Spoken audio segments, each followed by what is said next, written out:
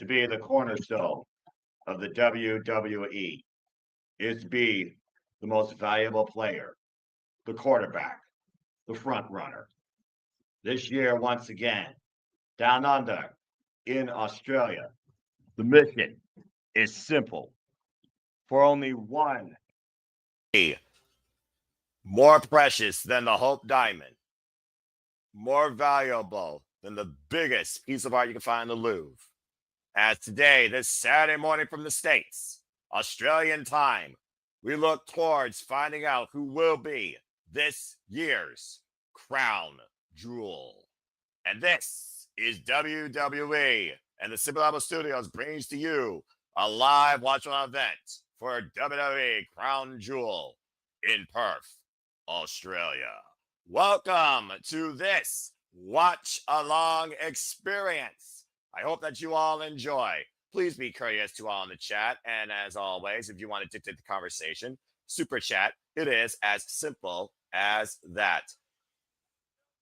Hello, everybody, and welcome back once again to the Simply Reliable Studios as we greet you from the States on this Saturday morning, 8 a.m. Eastern Standard Time, 5 a.m. Pacific Time. But this is how dedicated we are here at the Simply Reliable Studios to bring you in tune towards all the wrestling. Welcome to WWE Crown Jewel. Noah Foster, Walter Cruz, where Super Reliable as we get ready for this WWE Premium Live event on the ESPN Plus app. As you see the vision, looking to bring their vision further to fruition, walking in the building, Australia's own Bronson getting ready for Australian Street Fighter Roman Reigns as last year's men's Crown Jewel champion. The undisputed WWE champion, the American Nightmare Cody Rhodes, looks to make it 2 years in a row. And it's Tiffany time still worldwide, as Stephanie Vaquer's time arrived. La Primera goes one-on-one with Tiffany Stratton for the first time ever for this year's women's Crown Jewel winner. And of course, the phenomenal AJ Styles looks to beat up John Cena one last time in what will be their last time. As the last time is now for John Cena and AJ Styles for revisiting a classic from 2016. A family broken and friendships forever no longer. The Kabuki Warriors, Auska and Kairi Sane stand together against former family Io Sky and Auska's greatest rival, Rhea Ripley, as Mommy returns home to Australia. And that is your upcoming card and activity today from Perth, Australia for WWE Crown Jewel. Walter, good morning and good to see you as we head inside a capacity-filled audience here at WWE Crown Jewel. As, of course, they just did the Australian national anthem, in case you are wondering. They did both the American and the Australian one. The American one was booed out of the building. But tonight should be a very interesting experience, at least for now in Saudi Arabia. How you feel about the show, man? Let's get this thing rolling. And you're muted. Botch. I'm excited. I'm happy, but I'm not happy about the time over here. But, well, that's our dedication. Look, wrestling has no time frame. Wrestling truly has no stop. And if you're as dedicated as we claim to be, then this is what we do, even for those shows that we may find on paper underwhelming. Either way, this should be fun. Sandy, good to see you as always. Appreciate you here. And it looks like she's going to be listening to 4 Voice. So you also watch this live free dance from Abu Dhabi and Burton and Mark Henley on the call. So she's doing double duty here, at least for the next 2 hours or so, as we are buckled in probably close to 3.5 hours here as this WWE PLE looks like scheduled for. And again, we're here with you guys for the entire time. We will be previewing the matches throughout because, of course, ESPN sucks. They give us 3-minute commercial breaks. It's more than enough time to talk about them. But again, just to run down the card, today, everybody, I hope everyone has a great time down under in Australia. That's there live. And for anyone that's watching there live, we, of course, have the Men's Crown Jewel Championship, Cody Rhodes for Seth Freakin Rollins. We have La Primera, Stephanie Vaquer taking on Tiffany Stratton for the Women's Crown Jewel Championship. Australian Street Fight between Roman Reigns and Bronson Reed. John Cena and AJ Styles for this will be their final encounter ever. And of course, we have Rhea Ripley and Io Sky taking on the Kabuki Warriors, Auska and Kairi Sane, as Damage Control is damaged beyond repair, as Io has to face her own family. And that is your card this evening, if you're over there, and this morning for WWE Crown Jewel Perth. A very simple card, Walter. We got a handful of matches quite legitimately. How are you feeling overall about this? I'm looking more forward to AJ Styles versus John Cena more than anything. rather than that, what do you call it? The fake Super Bowl ring thing you call those don't mean anything to me. So those two matches really are just like Survivor Series brand supremacy. So those I don't really care about. So it's more for me about the AJ and John Cena. I think that's a fair point, considering, again, John Cena, 17-time world champion, AJ Styles built the SmackDown house in 2016. These two men tore it up for 2016, 2017. The record stands 2-1 in favor of Phenomenal Styles, but the last time they were in singles action, John Cena did get the better of him at Royal Rumble 2017 to win the WWE Championship. Now John Cena, with only 4 dates left, I believe, 2 Raw shows, Survivor Series, and of course Saturday night's main event. One of those Raws in Boston, the other one Madison Square Garden. It's a very pinnacle moment in both men's careers as we're in for a phenomenal night. As we go inside, the pyro lights up, and we are about to get fans on the way here from Perth, Australia. He tied the record at that time when he beat AJ. That's exactly right. Man, look at that audience, though. Yeah, that house is packed. And of Wonder course, how much that ran then. What's the Australian money? Actually, I think it's similar to dollar because I've watched like Tipping Point and Deal or No Deal Australia, but I'm pretty sure it's still a little different as far as how much it's worth. I don't know. Next time I gotta wake up this early for wrestling, it better be New Japan. Damn it. Well, look at it this way. You're not missing much because we're going to see if a didgeridoo to a boomerang because we're about to have a colossal street fight in Australia. Our first match tonight is the Australian street fight as the colossal Bronson Reed returns home, by the way. Bronson Reed is from Australia, folks. And we can basically talk about this, Walter, because let's just put it right out here. Bronson Reed lost to Roman Reigns back, of course, at Clash in Paris, but it was Bronson Reed and Braun Breaker that sent Roman Reigns to the infirmary afterwards with multiple spears and tsunamis. We thought that the tribal chief was out indefinitely again, but you can never keep down the OTC1 as he returned to help his family, Jimmy and Jey Uso, get the better of the Vision on Monday Night Raw 2 weeks ago, which led Roman Reigns to confronting his former wise man and the colossal Bronson Reed once again. And of course, he laid out the challenge, and we are here in Australia to get a bit of revenge in this Australian street fight. Pandering to the people, an Australian street fight, because that's so damn different. Well, let's just call it what it is. If they don't use a didgeridoo, a boomerang, a vuvuzela, Vegemite, a cricket bat, then it's just a street fight in a different country. But that being said, let's not be like that because you almost sound like John Oliver tonight.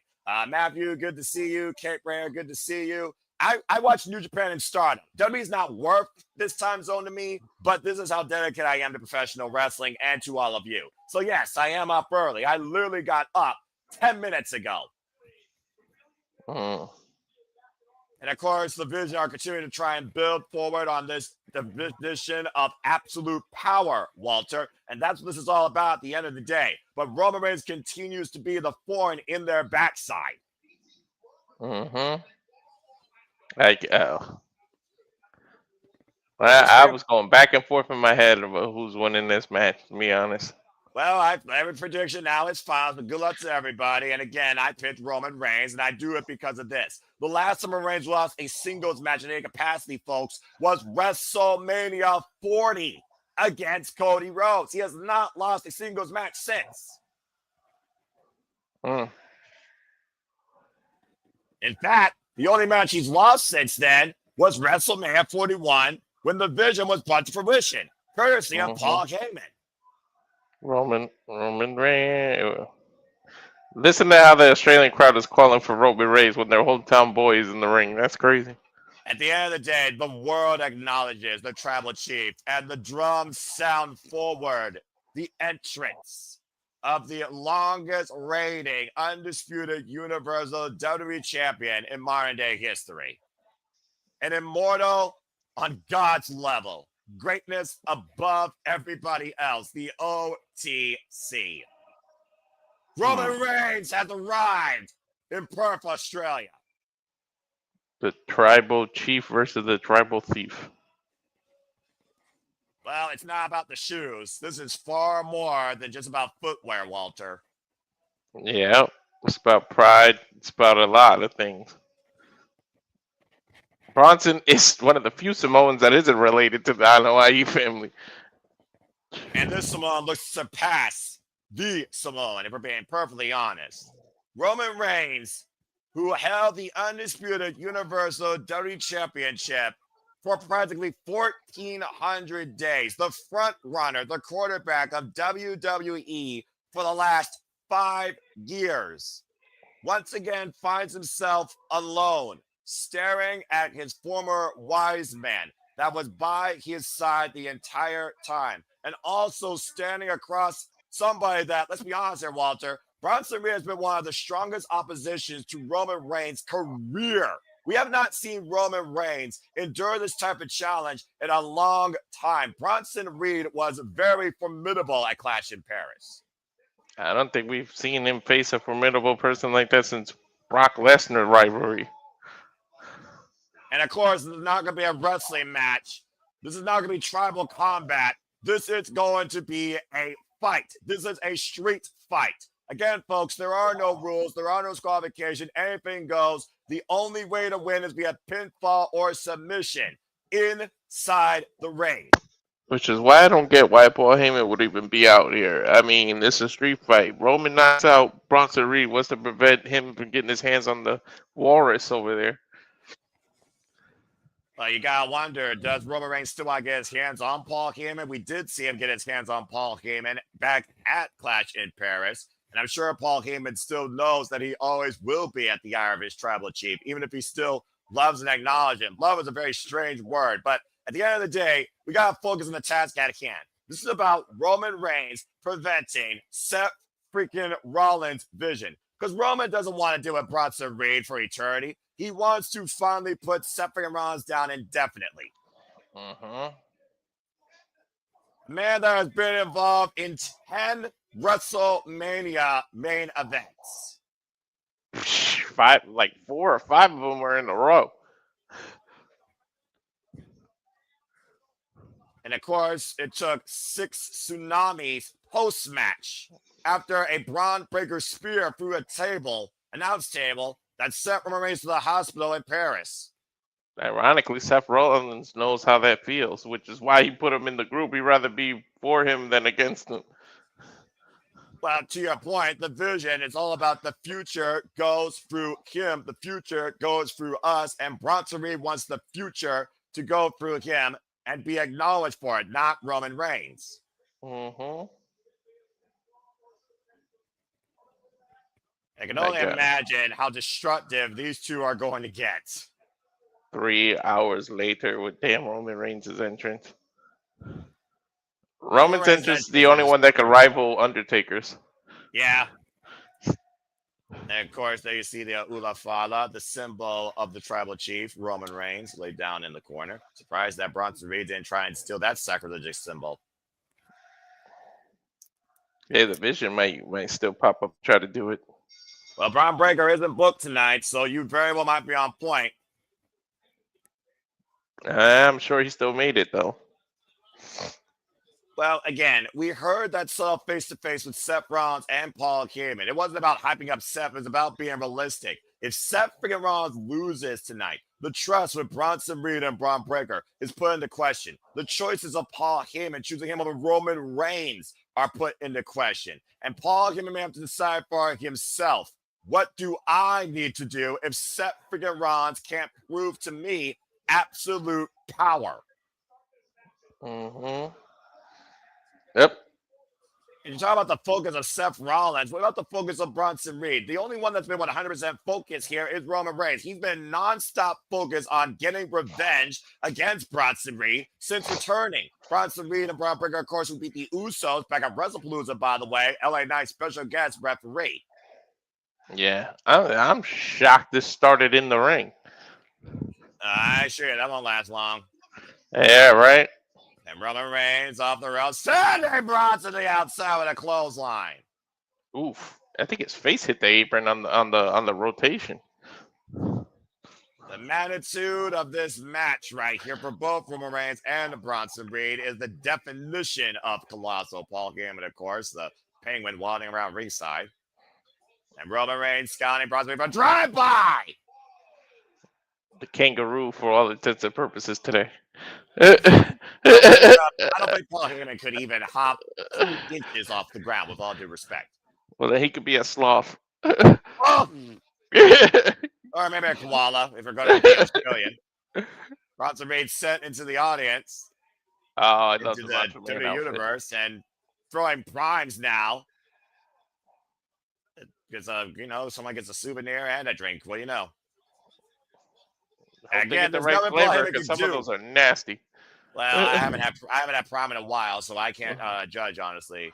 And again, folks, thank you for tuning in. Please like, subscribe, comment, tell a friend. We do this for all the biggest shows, reviews, PLE specials across all things wrestling, no matter the time, for WWE, NXT, AEW, ROH, TNA, and stay tuned tomorrow when we cover TNA Bound for Glory. Bronson Reed and Roman Reigns now fighting amongst the WWE Universe here. And of course, later on tonight, the Vision Seth Freakin Rollins takes on the American Nightmare Cody Rhodes. I imagine that has to be our main event. Now Roman Reigns on a trash can. Oh! Bronson Reed, former NXT North American champion, the only accolade in his WWE career. Oof. Roman Reigns, of course, Grand Slam champion, tag team, Intercontinental, United States, and of course, undisputed WWE Universal champion. And so far, this is very different, Walter, versus Clash in Paris. Bronson Reed has had 0 offense, 0 counterattack against Roman Reigns. And there's a cricket bat. There it is. Well, that's about as Australian as it gets, right? And a football. And a rugby ball. Oh, That's the rugby. He just threw it at Paul Heyman. I mean, Roman Reigns did used to play in Florida. I'm just saying. American football. Yeah, but he wasn't a quarterback. I'm not sure how far he can throw it. There, cricket bat to the midsection. Cricket's got to be like one of the longest games in the history of sports. Oh my God, I can't stand cricket. Look, I'm not going to judge because I don't watch any other sport but professional wrestling, damn it, all right? Batter. Right to the midsection of Bronson Reed. It just rolls to the other side, but it's smart though because the pinfall has to be in the ring. Yeah, I don't think you actually hit the ball off the wicket, though, under a hand style. I'm just saying. Nah. Yes, folks, I don't watch sports, but I know sports to a degree. I know I'm surprising everybody. It's October. Trick or treat. Bronson Reed, good God. Well, Australia and India are pretty much the 2 most cricket popular places. And football, the most popular in South America, Argentina, and freaking Europe. FUTBLL. Bronson Reed, by the way, who just threw himself like a brick wall against Roman Reigns, has finally found a vulnerability against the tribal chief and has taken control for the time being. You almost wonder if Bronson Reed needs a weapon. You think about the size and the structure of this man, to your point, Walter. Does he actually need a weapon? You need something because this is the first time he's even contacted Roman. And Roman Reigns countering him face first in the ring post. Now Roman Reigns with a kendo stick, swinging for the fences, Singapore cane across the back of Bronson Reed. Last time we were here in Australia, Bronson Reed wasn't even on the card because he was having a baby. Now, of course, I was Elimination Chamber last year, for those that do remember. And Roman Reigns right now is just feeling it. He is in all God mode right now. Oh! Roman's in a whole different mood today. Not often you see Roman Reigns smile. Right? Who's enjoying this punishment right now. He's unleashing against Colossal Bronson Reed. That's all the Orca Heyman.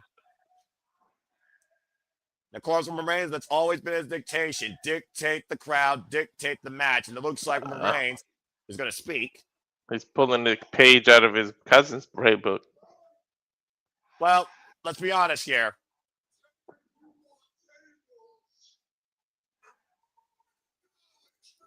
Acknowledge me if you want tables. Leave it to Roman Reigns to be a man of the people, but still request the people acknowledge him for it. Oh my God. It just reminded me when Rock used to do that in the middle of the fighting. Well, to be fair, Roman Reigns has been the most electrifying WWE superstar the last 5 years. And another football. It's not But a Paul football. Heyman, apparently the ropes saved Paul Heyman's face. That's a rugby ball. Either way. Now Reigns now putting out a table. And Bronson Reed taking advantage from behind, though. And I think Bronson Reed set Roman Reigns' throat into the rope. Oh! Actually, in Australia, they call it critty. Critty, I think that's the word you're looking Yeah, for. yeah, Bronson Reed wiping out Roman Reigns against the steel ring steps. And again, Walter, I think Roman Reigns' throat went into that bottom rope. yeah. Why the hell do I even know so much about Australia, Coach?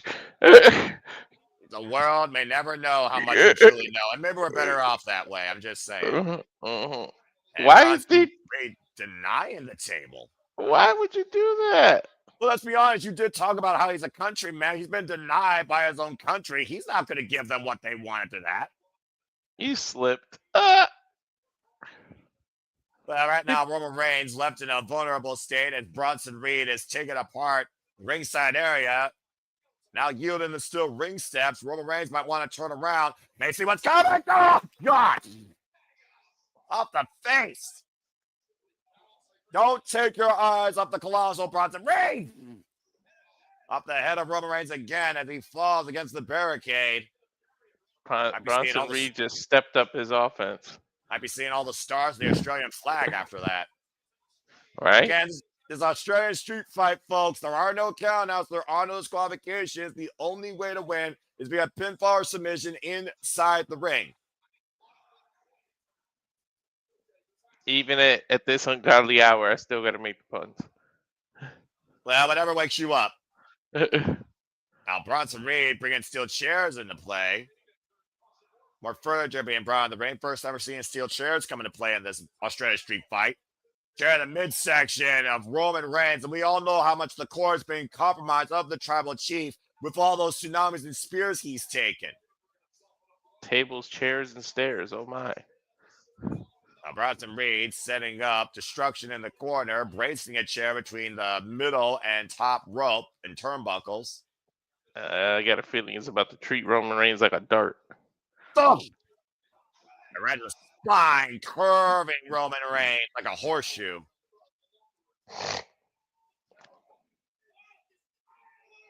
Yeah, here Paul Heyman mocking Roman Reigns, saying, "I love you, my tribal chief."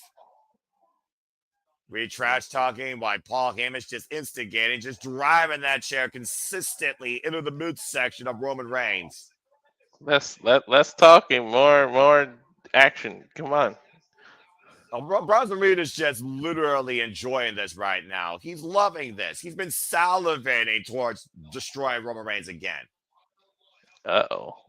You see, the Oracle, Paul Heyman, is also sinisterly smiling in approval. What's he going to do? A drop Toho? Why has he got the chair set up like that? I don't know, but apparently he wants to be acknowledged for whatever he's about to do to Roman Reigns here. Roman Reigns right now in a world of trouble. Bronson Reed right now. He's still chair set up in the middle. And Roman Reigns holds me up. Bronson Reed! Samoan drop for the chair! And a count, the new leg, and a kick out. Well, that chair has seen better days. Well, how would you feel about a near 300-pound man crushing you?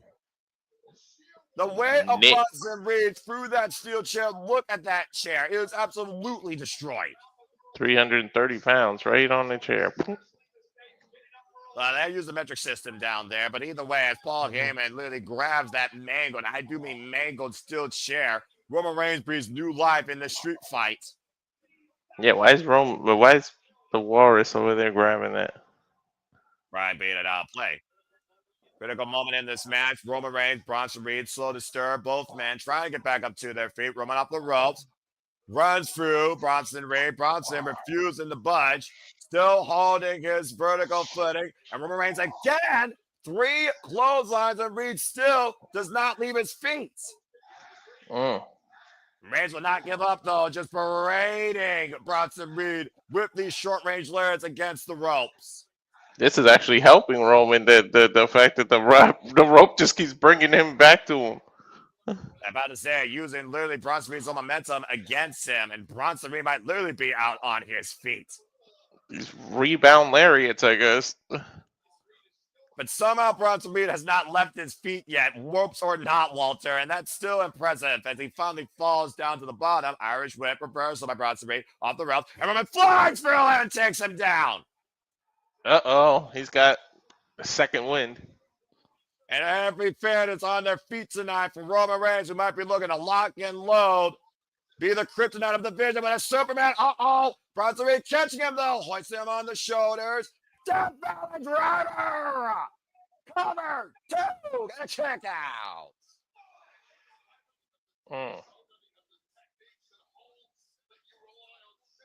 Take a look at the replay here, by the way, Walter. Roman Reigns flew off those ropes through Bronson Reed, but immediately got caught in a barrel position, transitioned into fireman's carry, and planted with a vicious Death Valley Driver. Still not enough for the 3 count. I don't know what it's going to take.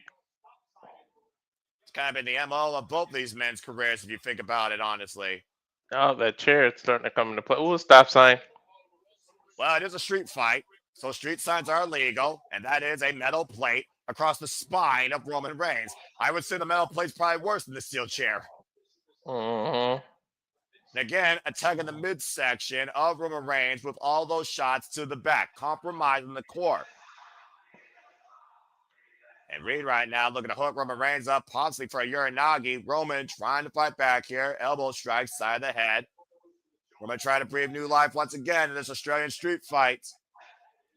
Elbow point of the jaw. Roman Reigns, they'll caught it, planted on the stop sign. And that might stop his heart cover. Put the near leg and kick out.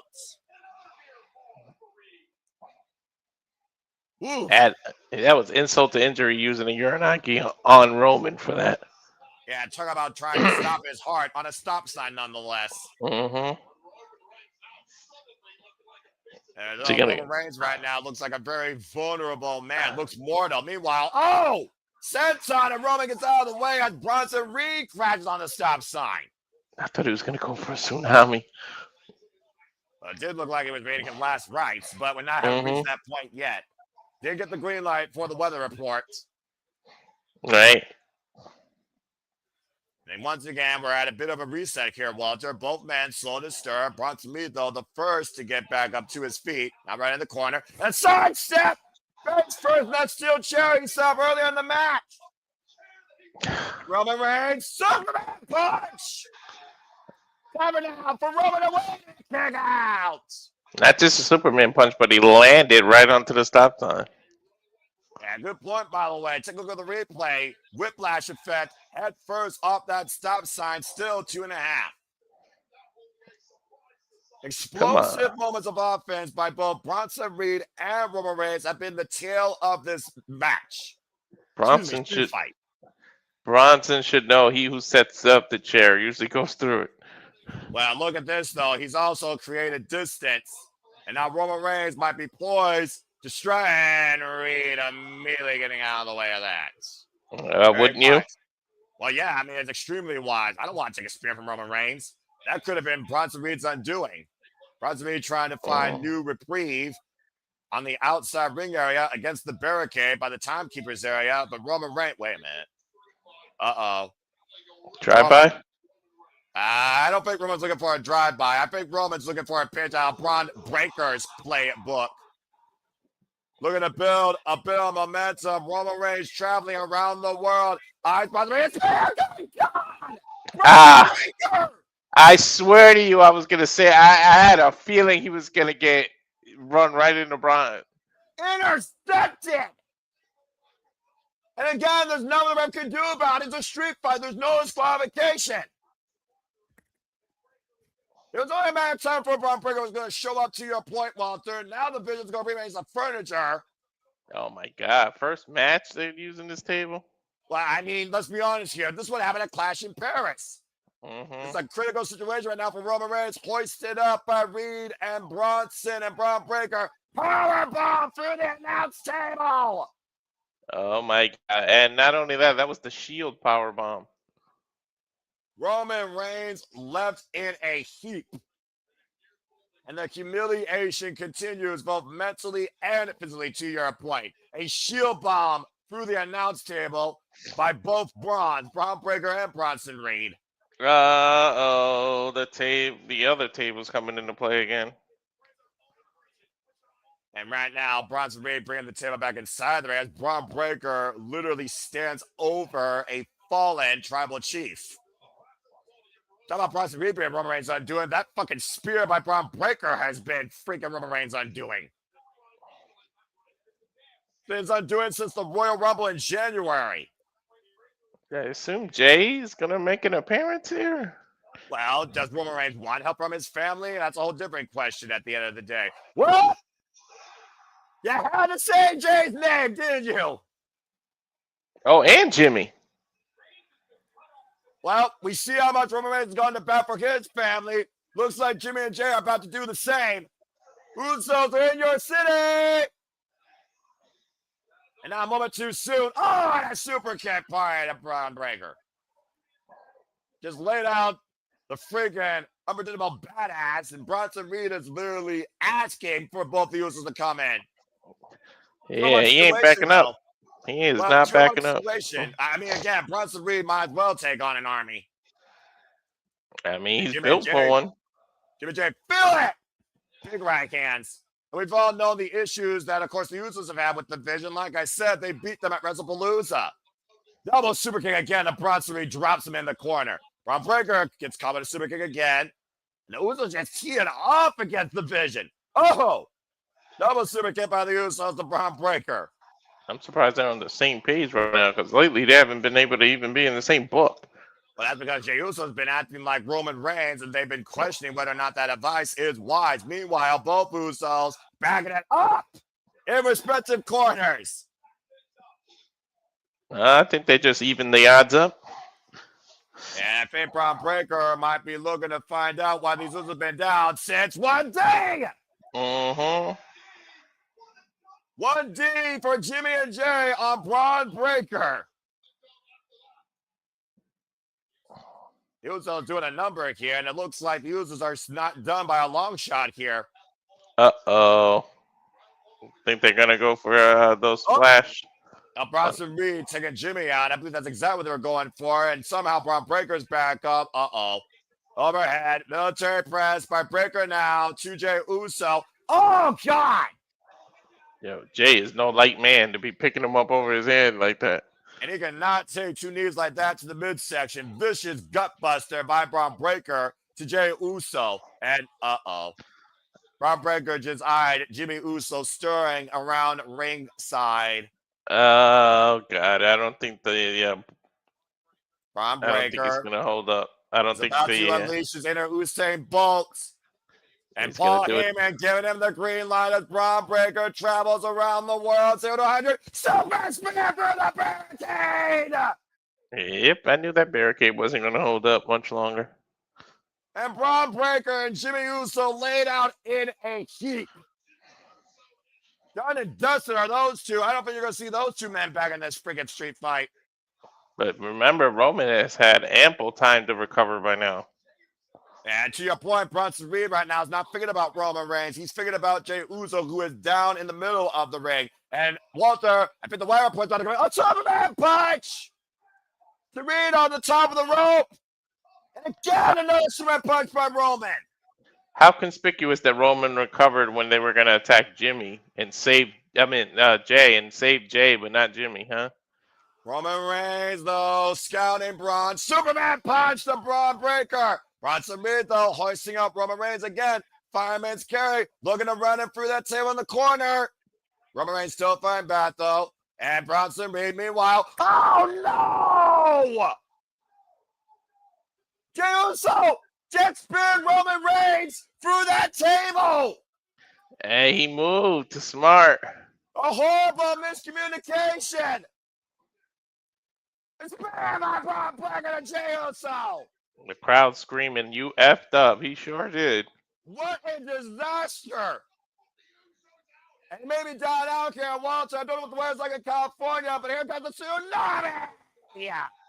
And they're covered by Bronson Reed. Bronson Reed has beaten the tribal chief. And I picked him. I picked Bronson. It made sense, though, in 50-50 book in hindsight. Mm-hmm. Bronson Reed just pinned Roman Reigns. Call that whatever you will, Street Fighter or not. Bronson Reed just pinned the longest reigning modern-day WWE champion. I don't care if it was because it was a street fight. I don't care if it was because of Braun Breaker, but I think Bronson Reed just reached the next level. That is a career-defining win for Bronson Reed and Seth Rollins' vision. Again, that interception of that super spear by Roman Reigns, by Braun Breaker, basically was Roman Reigns undoing the rest of this match. He was down and out for the entire duration until the Usos came into play to neutralize Braun Breaker and Bronson Reed. To a degree, they certainly tried to, and then Braun destroyed Jimmy through the barricade. Tried to come out even the odds, and instead it came a one-on-one, then a two-on-one, and there's critical miscommunication here. Jey Uso spearing Roman Reigns through that table, the ultimate fuck-up, as Braun Breaker speared Jey Uso and made sure that that man wasn't eating anymore, and Bronson Reed with one tsunami has pinned the Tribal Chief here tonight in Perth, Australia. In the last 5 years, not that many people can claim they have pinned. You can literally count it on one hand how many people have pinned Roman Reigns in the last 5 years. Yeah, that is a critical win for Bronson Reed's career and Seth Rollins' vision. Is that a vision of things to come tonight? And can Seth make the vision fully come to fruition with a win over Cody Rhodes, still to come at Crown Jewel? Either way, Bronson Reed wins this Australian street fight. It's going to be very interesting, the aftermath here. An unbelievable start here to Crown Jewel tonight, Perth, Australia, as Jey Uso was Roman Reigns' undoing. Yep. I don't think that wasn't foreshadowing what I noticed. Roman recovered when it was time to save Jey, but not Jimmy. Well, either way, the bloodline needs to regroup after this for sure. You gotta imagine what's going through Roman's mind right now and Jay's mind. This is what Jey should have been focused on, the World Heavyweight title, not Roman's business.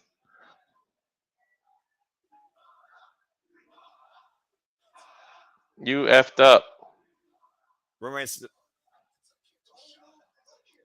Well, world fans, I can't do shit on my own. To be fair, that was his MO when he was the Tribal Chief. He always had backup. He always had family.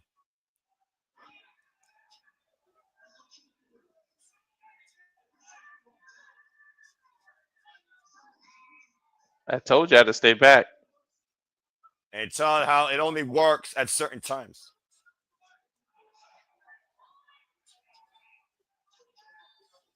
I told y'all before. We do this one way.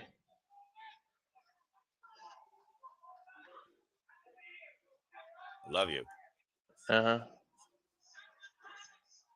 I don't want to see you two. What? After I like this or after this. Either way, Roman Reigns is very disappointed in his family, and I think he's also disappointed in himself.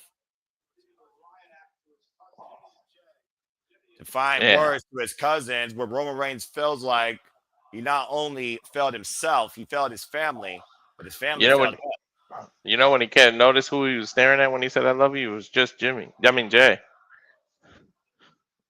Well, I'm just going to say this, with all due respect to Jimmy. Jay and Roman are more connected in this bloodline, in this family, I think, than Jimmy, when it comes to how similar Jay and Roman truly are or what they could become.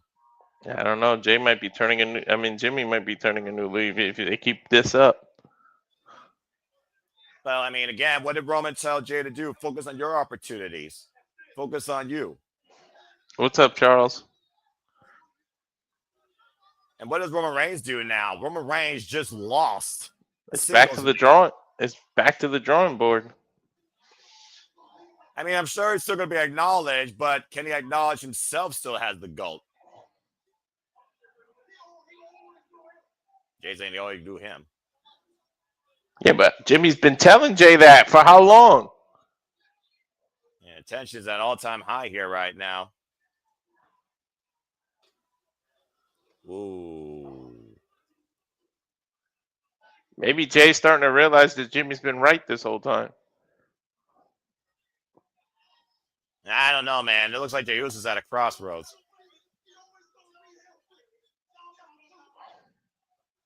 He always gonna be do him. At this point, I don't know if Jey Uso needs to follow Roman's advice or his own advice or his brother's advice.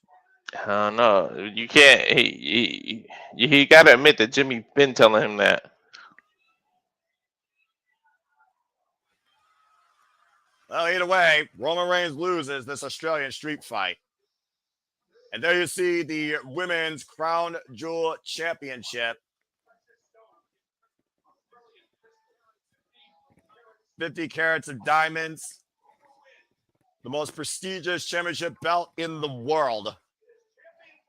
As, of course, we get ready for the Women's Crown Jewel Championship. Liv Morgan, the inaugural champion, out indefinitely on injury. Stephanie Vaquer and Tiffany Stratton will now add their name to that accolade in this first time ever one-on-one encounter live from Perth, Australia. It better be Stephanie Vaquer that adds her name. Well, Tippy Time's been running worldwide, but it's Tippy Time up. We'll find out, I'm sure, after this commercial break. Fuck streaming services. I mean, that would be the first time, too. If you think about it, Tiffany has never been pinned since winning that title.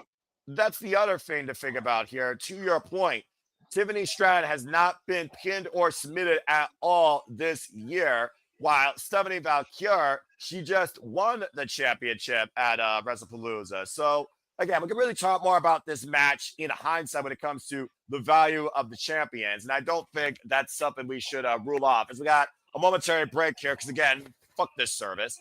Thank you all for tuning in. Good morning to you all here from the States. We all are tuning in just now. Dwayne Atkinson, Darren G, Charles Shaw. It's good to see everybody, of course, in the chat. Matthew, like me, 0 and 1. Again, you don't bet against Roman Reigns, but apparently when the family can't seem to look eye to eye, that's when Roman Reigns cannot get the job done, apparently. So we'll have to see what happens next, especially with Fire Series War Games coming up. Speaking of which, the next event for WWE, the last event for WWE's calendar year, will be Survivor Series War Games. That will conclude the 2025 WPLA Predictions League. So good luck to everybody. Well, Walter, again, I don't think we're surprised by the result. You did call it, but we got to really wonder now, what does Roman Reigns do from here? You talk about back to the drawing board, but how do you rebound back here besides just an entrance on Monday Night Raw? He just lost a singles match. The restart button's going to hit. We might not see Roman for another 2-3 months again. Well, that being said, what about Jey Uso? What does Jey Uso do now? He's not involved in the World Championship picture. He basically cost Roman that match. I feel like Roman blames him more than he blames himself. And can he and Jimmy actually coexist? Because clearly they're not worried about tag team championships. I don't think they need to coexist. I think Jey needs to focus on getting to the main event scene again. I mean, his name literally is main event Jey Uso. He needs to get back to that title scene and focus on himself. Yeah, he needs to create his own path and follow it. Well, it is a selfish business. I mean, at the end of the day, if you're not about being the top guy, what are you doing here? But also when family comes into play, how much more valuable is that versus the championship? Priorities over passions, as I always say. What's the bigger priority right now for Jey Uso, I think, at this point? Being more like Roman, or once again getting back to that main event picture, to your point. Mm-hmm.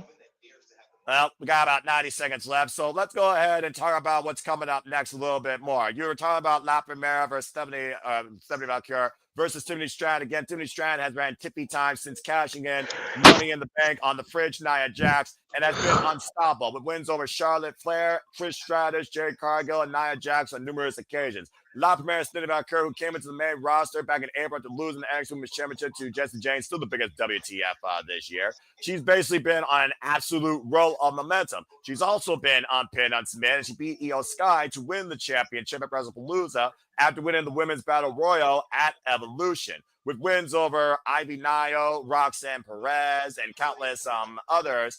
Stephanie Vaquer, who won this moment in front of her family, is looking to show this is more than just a coronation. This is proof that I am the best, the champion of champions. So, again, Walter, Stephanie Vaquer, Tiffany Stratton, both women are kind of in a no-lose situation. What's your final outlook on this?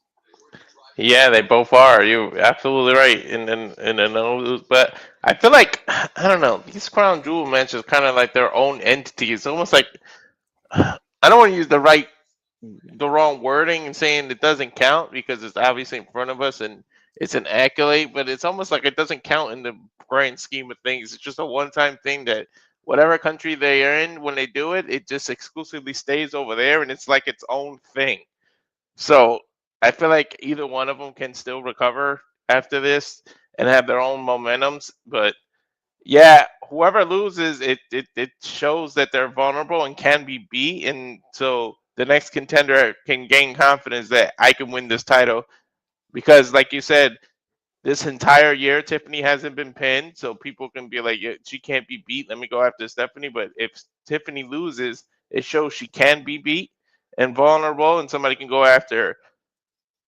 So I'm gonna go. I went with Stephanie no matter what, but we'll see. These are two strong contenders on top of their game right now. It should be a great match.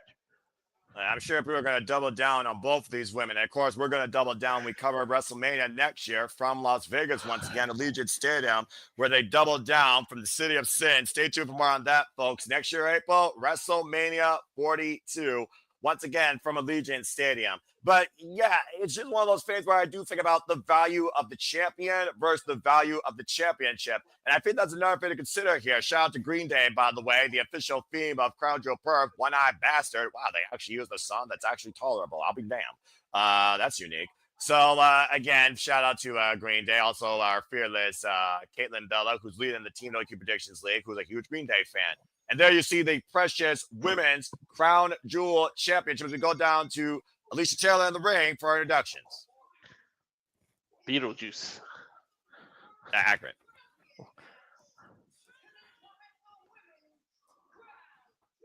That title is 3,200 precious stones, Australian crystals, and 50 carats of diamonds, folks. Damn. That's more than your house. And probably most of that region. And here comes the Dark Angel of WWE, our current WWE Women's World Heavyweight Champion, rising from the depths, La Primera, Stephanie Vaquer. This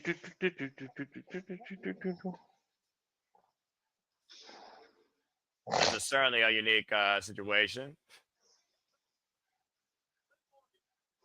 As again, Liv Morgan, who is out injured, originally was the inaugural Women's Crown Jewel champion. Stephanie Vaquer has 24 victories, by the way, the most in WWE. It's unbeaten in her last 9 matches. And this is her first ever match in Australia.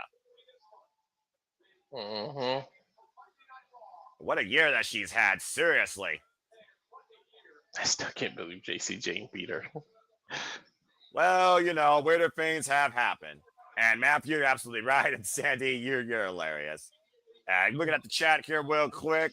Charles saying the commentary and jazz music.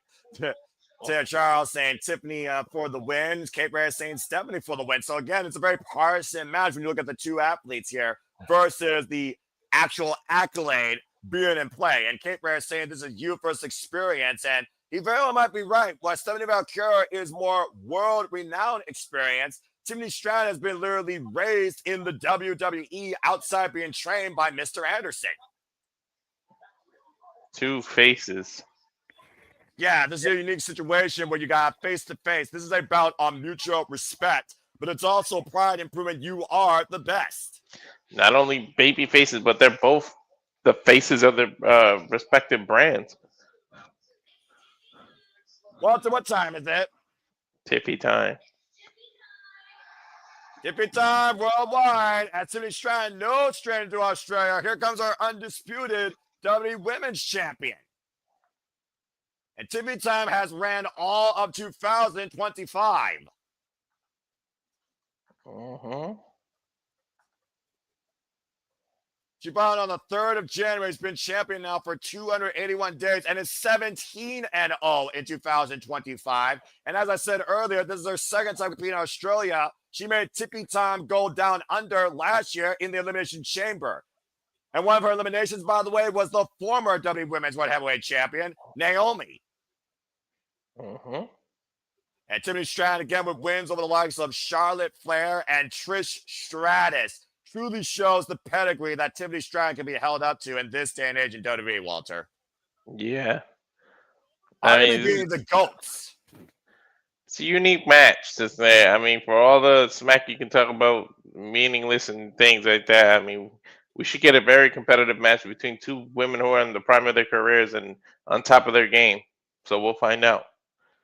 Well, let's go to Alicia Taylor for our official introductions.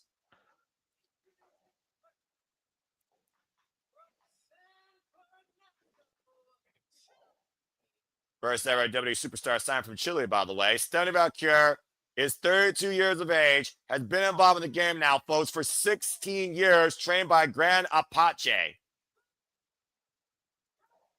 Former NJPW Strong Women's Champion, former CMLL Women's World Champion, and CMLL World Women's Tag Team Champion.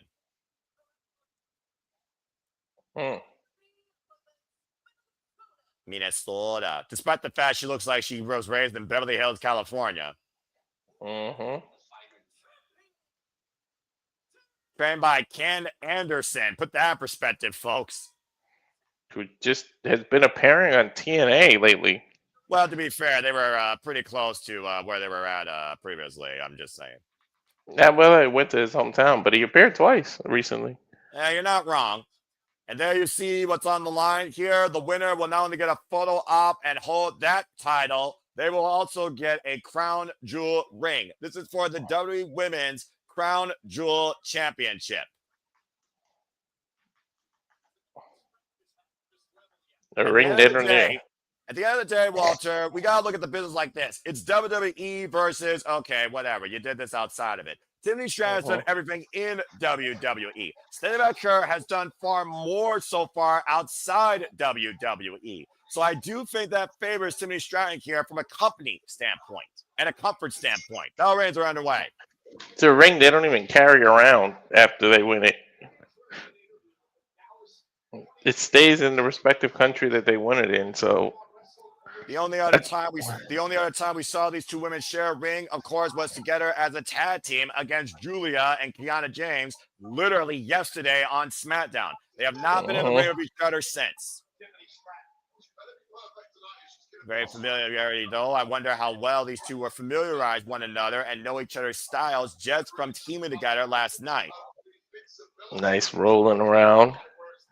Well, look at the styles here that are going to come into play. Double wristlet now by Tiffany Stratton by Stephanie Vaquer on the left arm of Tiffany Stratton. And you look at the styles clash here, pun intended. What's the strength for Stephanie Vaquer against Tiffany Stratton here, Walter? Her ground game and her submissions. She uses submissions a lot more than Tiffany does. Tiffany is more of an aerial assault, reversing, and things like that. But Stephanie has a ground game, a submission game. I think she's more well versed. No insult to Tiffany, but I think Stephanie's more well versed. And Tiffany Stratton, of course, former NXT Women's Champion, held that title for 107 days. As we talked about before, current WWE Women's Champion, defenses over Trish Stratus, Nia Jax, Charlotte Flair, Bayley, Jade Cargill in her illustrious run. She has actually had 9 defenses of the WWE Women's Championship. That's athletic reversal by Tiffany. The schoolgirl, nice takedown, the bridge. Oh, that's Notice the weight Stephanie put on the bridge on her legs. How intelligent was that to add extra momentum on that? And both these women right now dying for position. Pretty much a stalemate here in the early going. It didn't work, but that was a unique way to do a roll up. But you talked about before how it feels like more of a grappling exchange, despite the fact we don't think Tiffany Stratton is very technically sound because we don't look at that in her style. But we've seen Tiffany Stratton launch to the stratosphere here in the top of WWE in her young 3-year wrestling career. She's pure athleticism. And of course, background in trampolining before coming into WWE out of the NEO program and amateur wrestling background. And Tiffany Stratton looking to continue the Tiffy time run forever. Now looking for the moonsault back up a truck in the corner. Stephanie scouting it though. And makes Tiffany pay. And now just literally face washing her with her boots. This is a very aggressive side of Stephanie, huh? Well, again, Stephanie's here to prove a point. Again, she's the newer champion on the scene. She's also the newer superstar in WWE. As we talked about, she's only been in WWE for literally a little bit over a year and not even 6 full months yet on the main roster. Mm-hmm. Irish whip and oh, it's Ooh, just drop kick. right in the chest. Now these two battling out here for the Women's Oh! Jewel Championship. What a thrust kick. Cover now, the far leg, and a 2 count off the side press. She damn sure crowned her with that kick to the jaw. Think about the bragging rights that come with this as well. Not only for your brand, but for you as a champion or for you as a WWE superstar. Sunset flip. Let's see a crowd is focused on this match. Well, again, this crowd respects both of these women here. There's no denying that. Cover now. Look at the far lane by Stephanie gets a 2 count. And while Stephanie Vaquer has her first match here in Australia, she is no stranger to the Australian faithful. They respect they show this match. It's almost like a New Japan match where they sit quiet. Now they're starting to react, but they were like really respectful and all like really watch. That's because Australia has more discipline than America. But then again, so does most of the world when it comes to professional wrestling. And they value it more as a sport, not just a spectacle. A stop at the point of the elbow there by Stephanie Vaquer to Tiffany Stratton.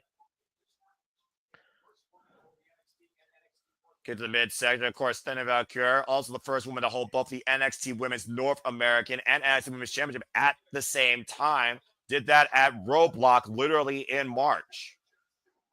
Wow. Previous NXT Women's Champion for 77 days. NXT Women's North American Champion for 45 days. As you see Stratton right now trying to break this hold. Tell you Stephanie we more technically signed. She keeps using submissions and reversal. And Tiffany has to rely on her athleticism. Backdrop suplex delivered by Tiffany Stratton. We're at a reset right now at this very critical match. Stalemate. And again, first time ever one-on-one encounter for both these women. The toughness of Tiffany Stratton has been her MO in her WWE career, by the resilience of Stephanie Vaquer has been the MO of her entire pro wrestling career. Went for the kick. Tiffany Stratton taking down Stephanie with a clothesline.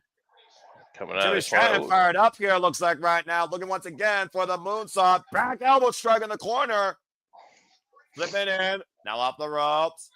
Cartwheel. Alabama slammer takeover. High stack cover. Kick out at 2. Notice she took her elbow pad off before she did that too, adding more bone-on-bone contact. Yeah, look at this again. Incredible athleticism. The cartwheel takeover, Alabama slammer, high matchbook cover for a 2 count. Not enough body weight, though, distributed. She put some emphasis in the Alabama slammer, though. Yeah, I think the technicalities are out the window. We're picking up the speed here and the intensity. Now, Stephanie catching Tiffany, though, cover, the roll-up, and then 2 count again. Quick move by Stephanie, though. Now look at Tiffany Stratton. Double underhook, maybe looking for the SBB. Nope, Tiffany's countering it, though. And the fireman's carry now. Tiffany Stratton has Stephanie.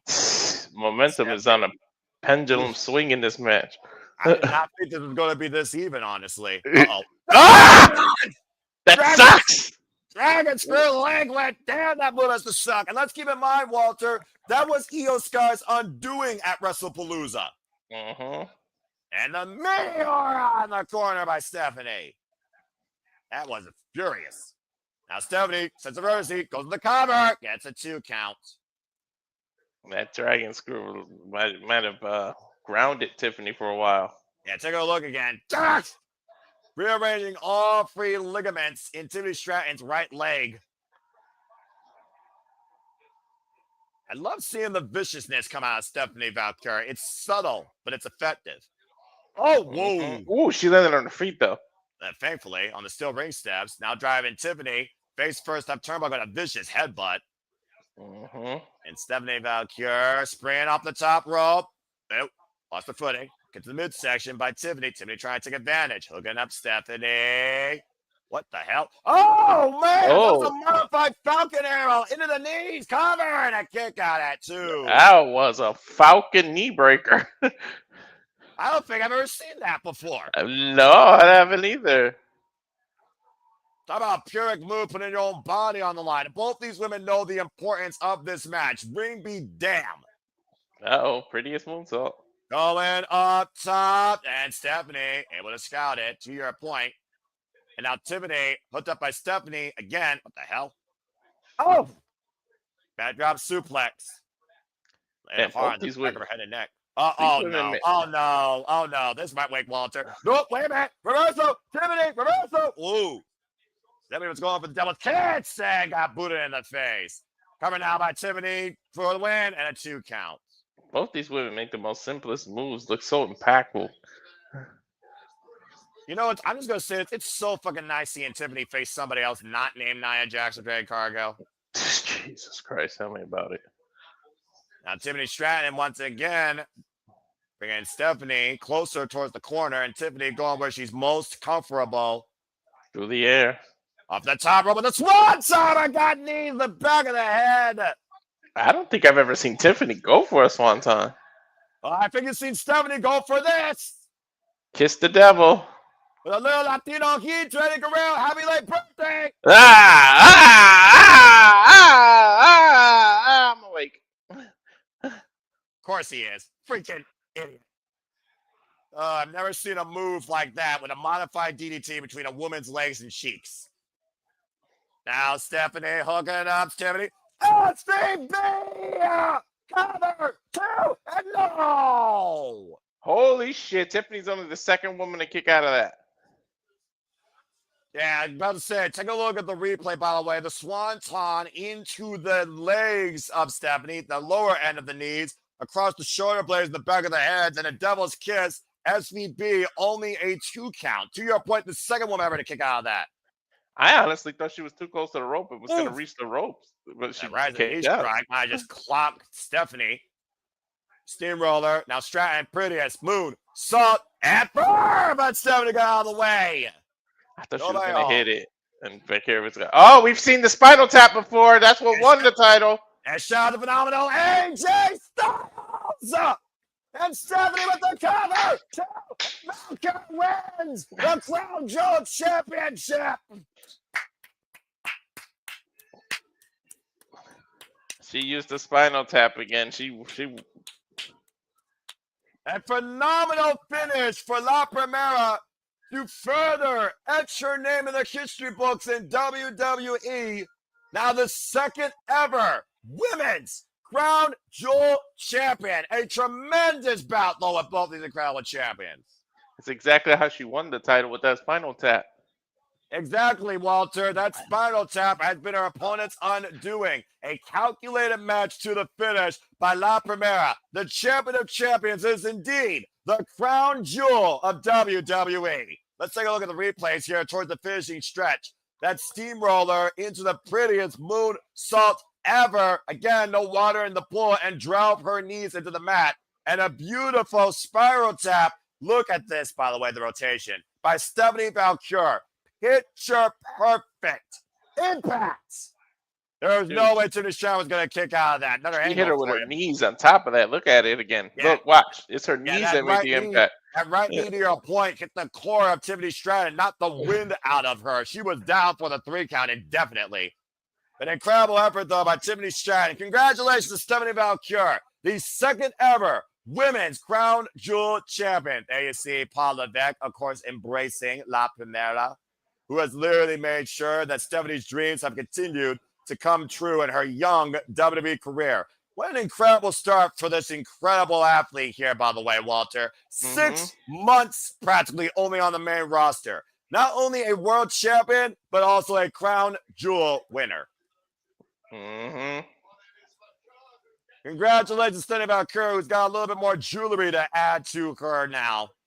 You know, that shit's heavy. Whew. Again, as we talked about, covered in 50K precious stones. Diamonds galore. Tiffany Stratton, the crown jewel of WWE. That's awesome, dude. Go ahead, Stephanie. Congratulations to La Primera and the WWE Women's World Heavyweight Champion.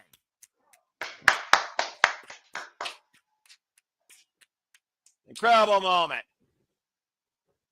And quite a very good match, too.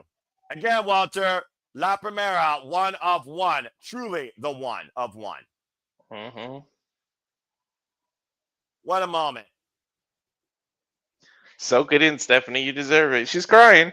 Well, clearly, and Lord knows, Paul Levesque thinks of every one of these young ladies as his own children. And now we're going to go to Jackie Redmond for a little post-celebration interview. See if we get it in Spanish or in English. Well, we're in Australia. That's true, but we also know Stephanie's background. Again, congratulations, Stephanie Vaquer. And of course, 21 days as WWE Women's World Heavyweight Champion. No challenges yet. Crowd chant, you deserve it, and I absolutely agree. Damn fucking right she does. And she earned it. Pure and simple and cleanly.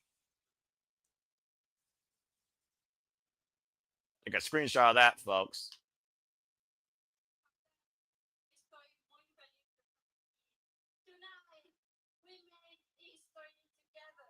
And that we made history together.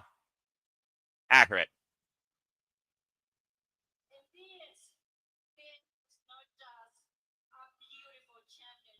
This is a beautiful championship.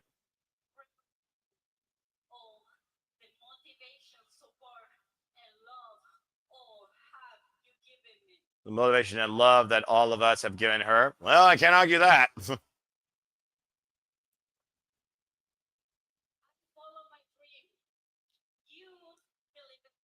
follow my dream. You believe in me. Now I believe in me. I'll live up in me.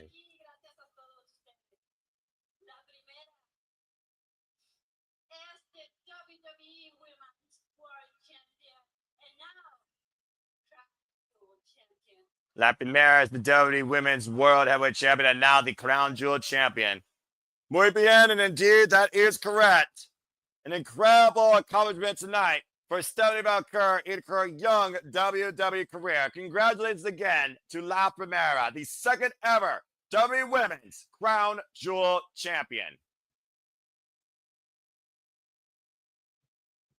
Going to be a force to be reckoned with for sure, holding both this title and this accolade over the next calendar year.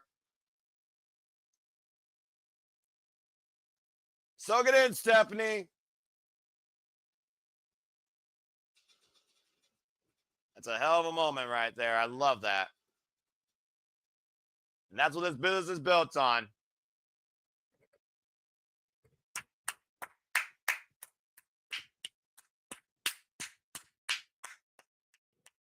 And kudos to Tiffany Stratton, a valiant effort, by the way, as she's still, of course, our WWE Women's Undisputed Champion.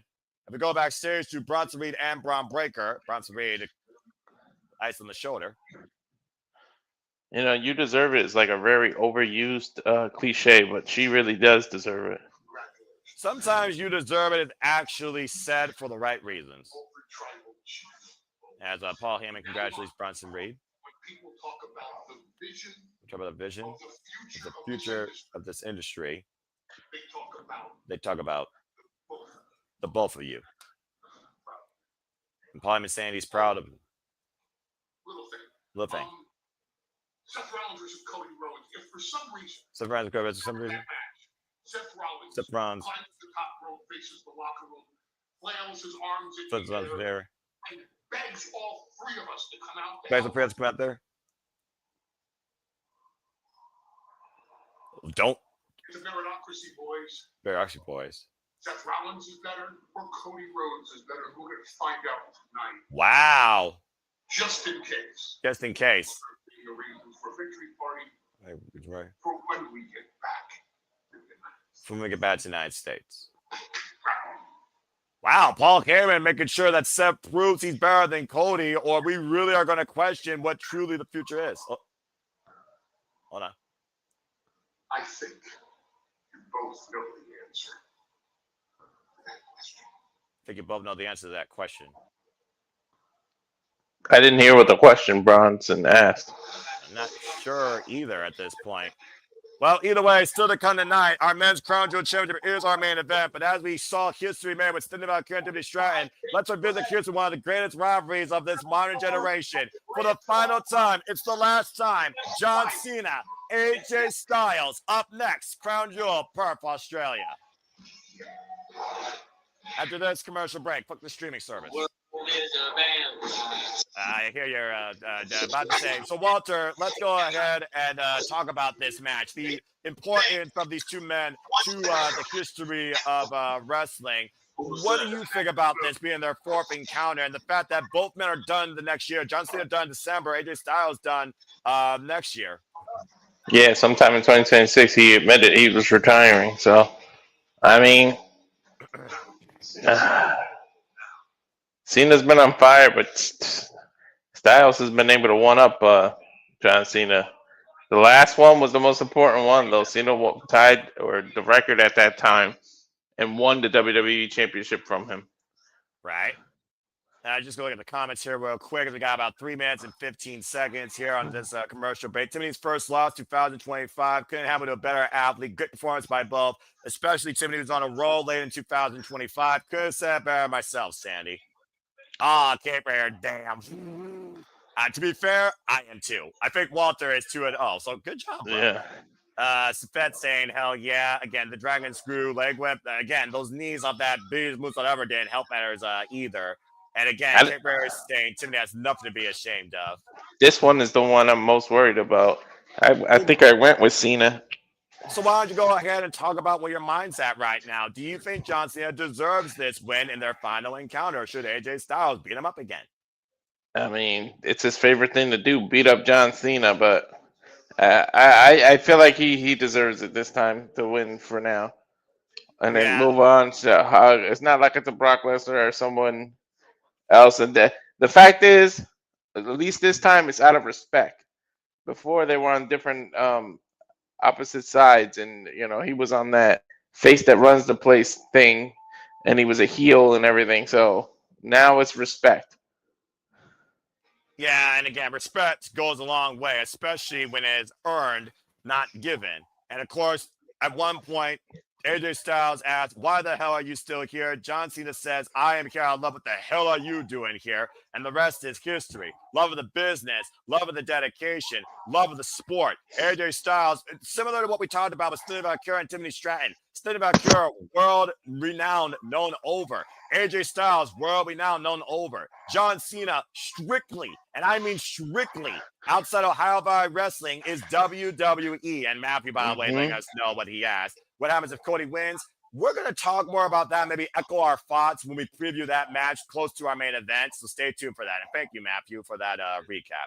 But yeah, I look at it like this. John Cena, 17-time world champion, strictly WWE. Been ruthless aggression since 2002, 2003. If it wasn't for Stone McMahon, we probably wouldn't have the franchise as we know it. AJ Styles, phenomenal AJ Styles, cornerstone of TNA, first ever X Division champion, former TNA, former IWGP, former WWE World Heavyweight champion, of course. He's been truly phenomenal. He's been a standard of professional wrestling, period. But the fact of the matter is these two men have only had 3 singles encounters their illustrious careers with each other. What was a fever dream until 2016. And of course, their last encounter, John Cena did get the better of him. Completely in the ring only, by the way. An in-ring pure clinic at the Royal Rumble 2017. AJ Styles has been thinking on that now, I imagine, in the back of his mind for the last 8 years. So what does it mean for AJ Styles, who has 1 year left, versus John Cena only has 4 days left for either man to win this last encounter? There is no turning back. It's Mr. WWE versus Mr. TNA. Yeah, and to Kate Rayer's point, why Cena only has beaten AJ once, think about what Cena beat AJ for in that. Here's the thing about John Cena. He's big match John. He's also championship John. Yes, AJ Styles beat John Cena twice. Neither of them were for the WWE Championship. When a title comes in play, John Cena is a guy you don't bet against. But when pride comes into play, that's a whole different animal. And you're right. The pride of John Cena was bruised in 2016, but it's been brought back to life now in 2025. And I do wonder if John Cena's pride is big enough tonight to beat AJ Styles. As of course, we got a little bit of a tourism ad to the end of enjoyment you could have in Western Australia, down under in Perth. And a little bit of a history lesson here, of course. I don't know if I've ever traveled like worldwide, but Perth does look absolutely beautiful. I will say that. And again, we hope Fuck you that. all. Australia has way too many things that'll kill you. That's also accurate. But again, with beauty and destruction, it's a world balance. And with John Cena Styles, it might be a world balance of professional wrestling on who's the greatest of all time. We talk about the situation about who's the GOAT, who's the Mount Rushmore. It's hard to argue what John Cena and AJ Styles have meant not only to WWE, but to the professional wrestling business. And stay tuned, folks, because shortly after Crown Jewel, Aaron Rip from No DQ will, of course, have his live recap, because like us, he takes no days off. But we will be back here tonight with Saturday Shenanigans, 11 p.m. Eastern Standard Time, to bring you our outlook and recap on Crown Jewel events. As it's time for our phenomenal contest of the night. Walter, get ready. This is going to be a barn burner. They don't want none. I'm so glad they went back to this theme. They changed it for a second. Well, again, Def Rebel sucks. And I think WWE finally realizes how bad Def Rebel is. You could have AI probably build you a better theme than Def Rebel. Then again, they probably use AI. I don't know. They're that generic. Phenomenal AJ Styles, who's been part of WWE since 2016, looks to beat up John Cena one last time in their fourth ever singles encounter. We've been talking about, Walter, their first singles encounter was Money in the Bank 2016. And with the help of the club, Luke Gallows and Carl Anderson, AJ won that night. A follow-up match where John Cena tested AJ Styles' pride. AJ Styles backed it up and beat John Cena on SummerSlam that night. It wasn't until 2017 where he recognized who John Cena is in WWE when he lost the WWE Championship. It's a 2-2 career record against John Cena. Their first match since 2018. Their 7-3 record one-on-one matches, though, since 2025. Mm-hmm. Two of the most talked about superstars in modern day WWE history, not named Roman Reigns. Love these men who are the face of their respective promotions, whether it's TNA or WWE at the heart of it. Mm-hmm. Mr. TNA versus Mr. WWE. No one embodied WWE more than John Cena. Fact. Absolute fact there, Walter. At one point, just about 15 years ago, we never thought this would be possible.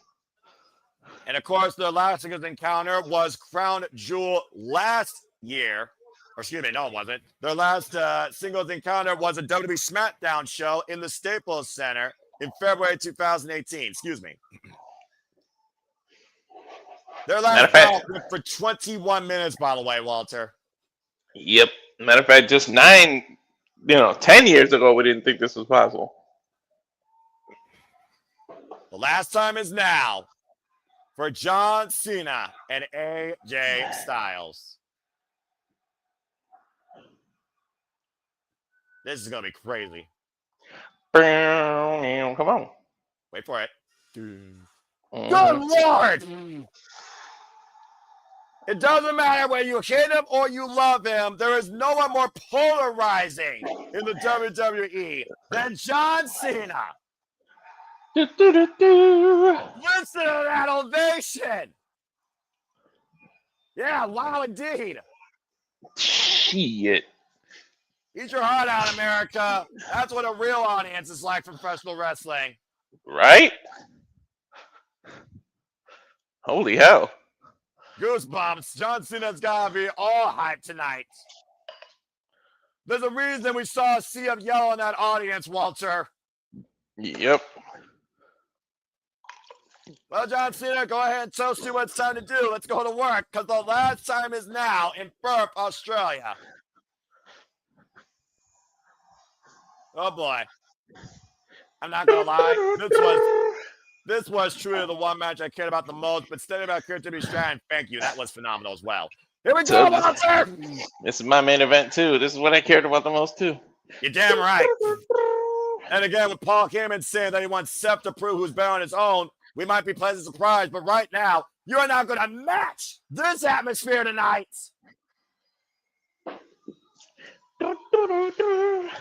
John Cena, the 17-time undisputed WWE champion, once known simply put as the prototype, 48 years of age, 26 years dedicated to this game.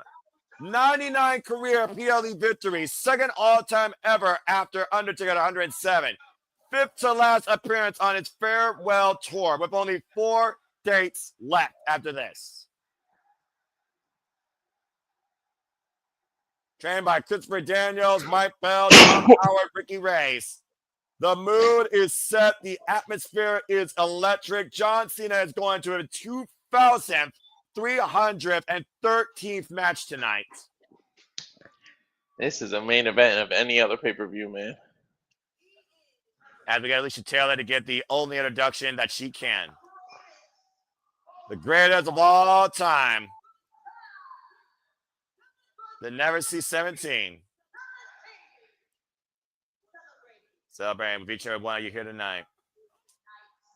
In Perth, Australia, cheap pop for the final time. The last real champion, John Cena. Alicia Taylor, that's the best introduction you've done so far this year. You really don't know what you got till it's gone, and Cena's about 4 dates away from being gone. Ain't that the truth? Is he giving her a note? Wait, what's that? Something else? Hold on. Wait, is she got to introduce AJ a certain way now? And take your Cena chance rating out. You wonder if John Cena set up a little introduction for AJ. That's what I'm thinking. Well, let's find out. Again, thank you, Cena.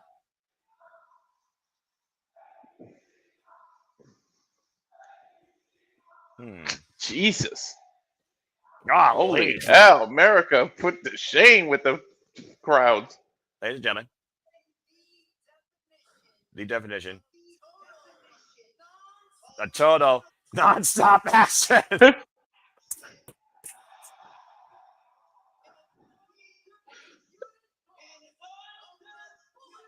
The heirs and husband upon the Bullet Club. Whoa! His Iron's fans.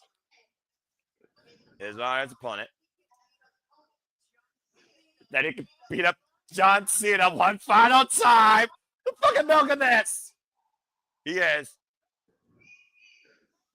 the face that runs the place. The phenomenal AJ Styles. Okay. I love that intro. Fucking incredible. I don't think AJ knew that they were going to do that because he just went, oh, shit. About to say. Again, both men are ending their career on their terms. John Cena ends 2025. AJ Styles ends 2016. This is their final time together in the ring. 2 worlds, 1 match, 1 final time. And then the final non-stop action. I love that. Oh, man, we are guaranteed here for a classic. Conor time here, the side headlock applied. AJ Styles, by the way, is going into his 2,327th match of his illustrious career tonight. Known as Air Styles and Mr. Olympia, AJ Styles, of course, is 48 years of age, has been involved and dedicated to this game also for 26 years. Wow, they actually mentioned the Bullet Club on WWE. I'm about to say, they mentioned Bullet Club and TNA. I just freaking got popped. That was fucking awesome. Of course, AJ Styles, who, of course, took over the reins of the Bullet Club from Prince Devitt. AJ Styles able to scout John Cena looking for the drop down there. We know how well these two know each other, Walter. Hell yeah. Shabalay to Michael Cole, Wade Barrett, Kathy Kelly, Jackie Raymond, Alicia Taylor, by the way, the WWE correspondents. This is awesome, Chance, and I fucking agree. And neither man have even thrown a punch yet. Right? They've just done basic side headlocks and reversals. About as amateur wrestling as it gets. I said it on Cinema Addicting. I'll say it here, Walter. For some people that say, John Cena, you can't wrestle. Look at who he's wrestling here. Look who's wrestling his career. Bryan Danielson, Cody Rhodes, the phenomenal AJ Styles, Kurt Angle. If you're telling me John Cena can't wrestle, you're stuck and you're stupid. Uh-huh. Well, he's fighting Mr. Wrestling right now. Ain't that the truth? Now throwing off the ropes, John Cena over AJ Styles. AJ with the drop down, Cena off the ropes, and deep arm drag by AJ Styles, and a drop kick takes John Cena off his feet.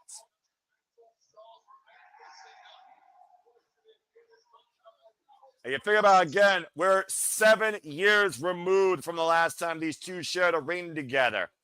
How much do they still remember about one another? How long have they been waiting for this one-on-one encounter follow-up? Again, the record is 2-2. They're tied. This is the rubber. Got a little tie-up here.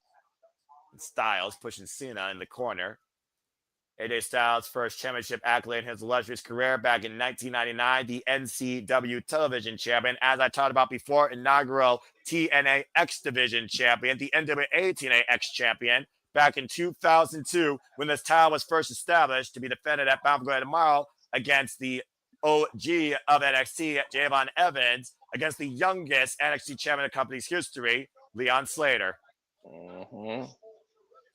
A little bit of a clean break there. Again, John Cena still a nod. You can't see me. The MO that no one is on John Cena's level, but AJ Styles is on a phenomenal level. At one point, AJ Styles saying, John Cena, your time's up, my time's now. You're washed up. We've been through this before. I know your game. Greco-Roman knuckle lock here. We might be going for a test of strength now. At this point, both of these managers shop and say, oh, John Cena, AJ Styles the shot. Ooh. Hey, look at the AA and AJ Styles saying no to that. I would not go into a test of strength against Cena. He's one of the strongest men in WWE history. Yeah, and AJ Styles with speed. Here's the cover. Hook on the far leg off that sliding forearm and a 2 count. He may have lost a little muscle mass now, but that man was let's put it like this. At one point, he picked up Edge and Big Show on his shoulder at the same damn time. Man, 25 to your point. Then again, Styles jumping in, lunging at John Cena off the ropes. Again, another sliding forearm connects with the run in. That'll cover now. Hook on the far leg and a 2 count. Phenomenal slider. The matches that AJ Styles and John Cena have won both respectively in WWE particularly is 1A and 1B. You talk about, again, the power game of John Cena. Definitely probably the stronger brawler, but AJ Styles, the more complete wrestler and has speed on his side. Slide across the ring again, another sliding forearm connects. Cover now, going to far leg again with a bang, a 2 counts.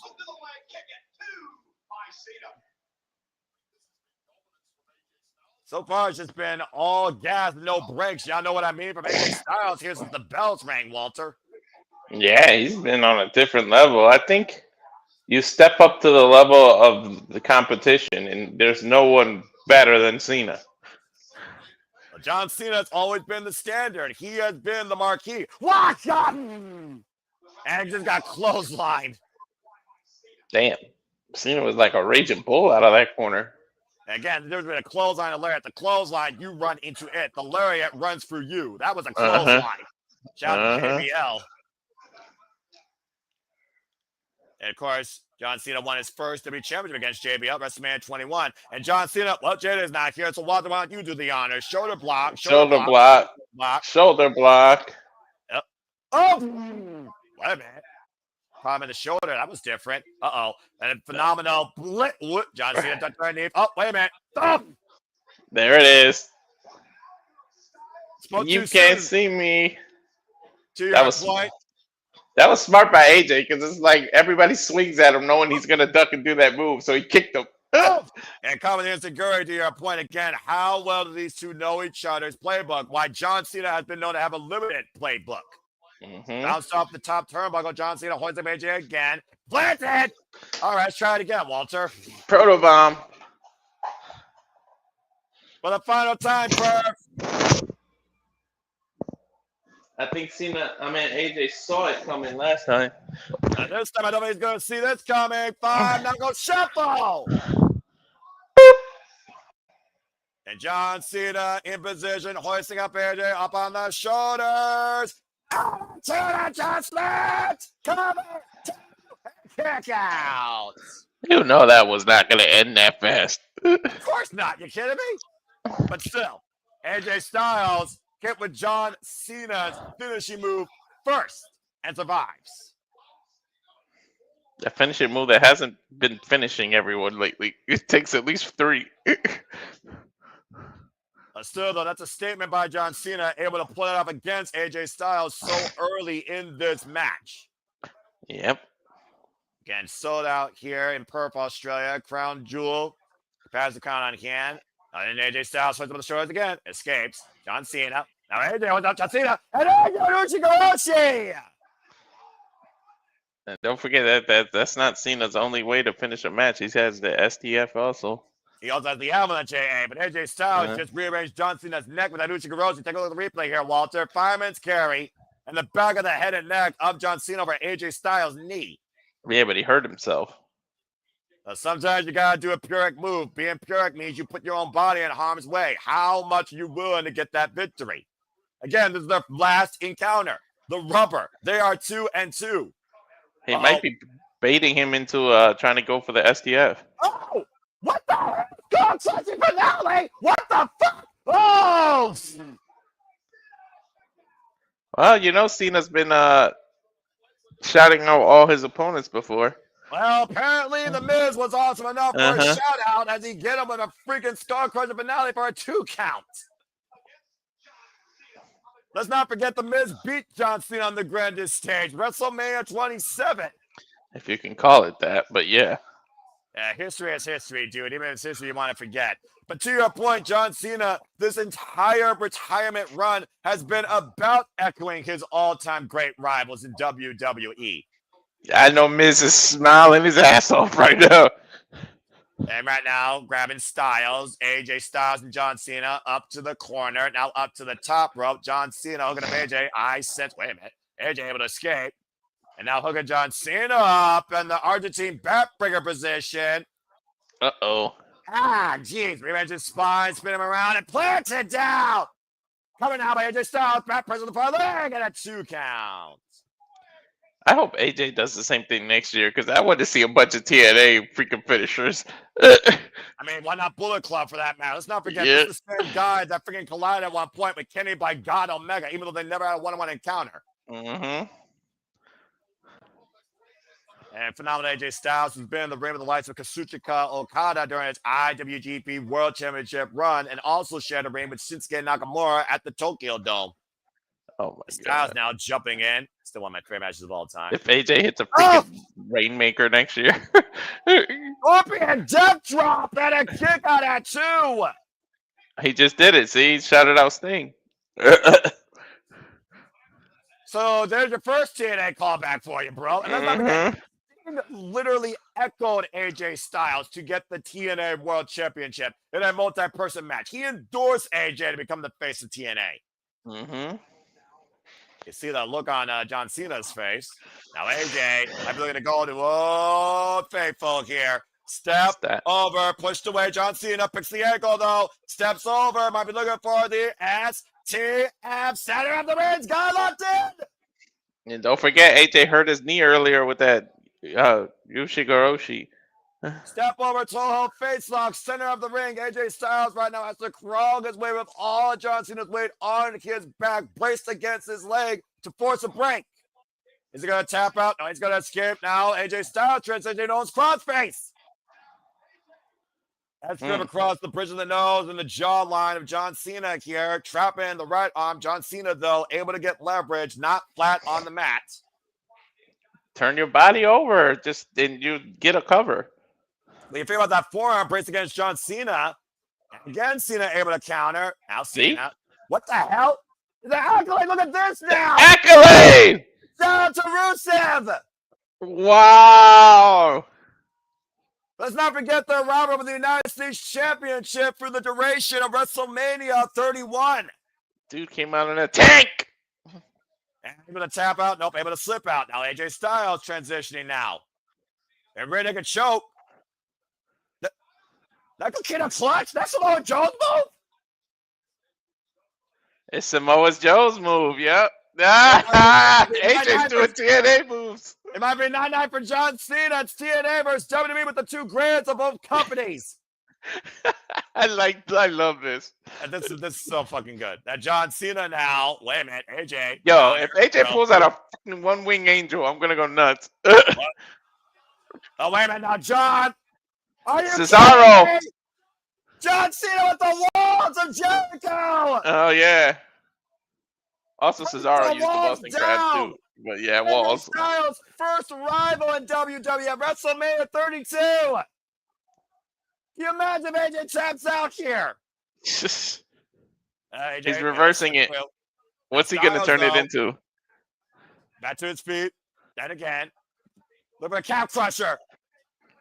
Calf crusher now on John Cena's left calf.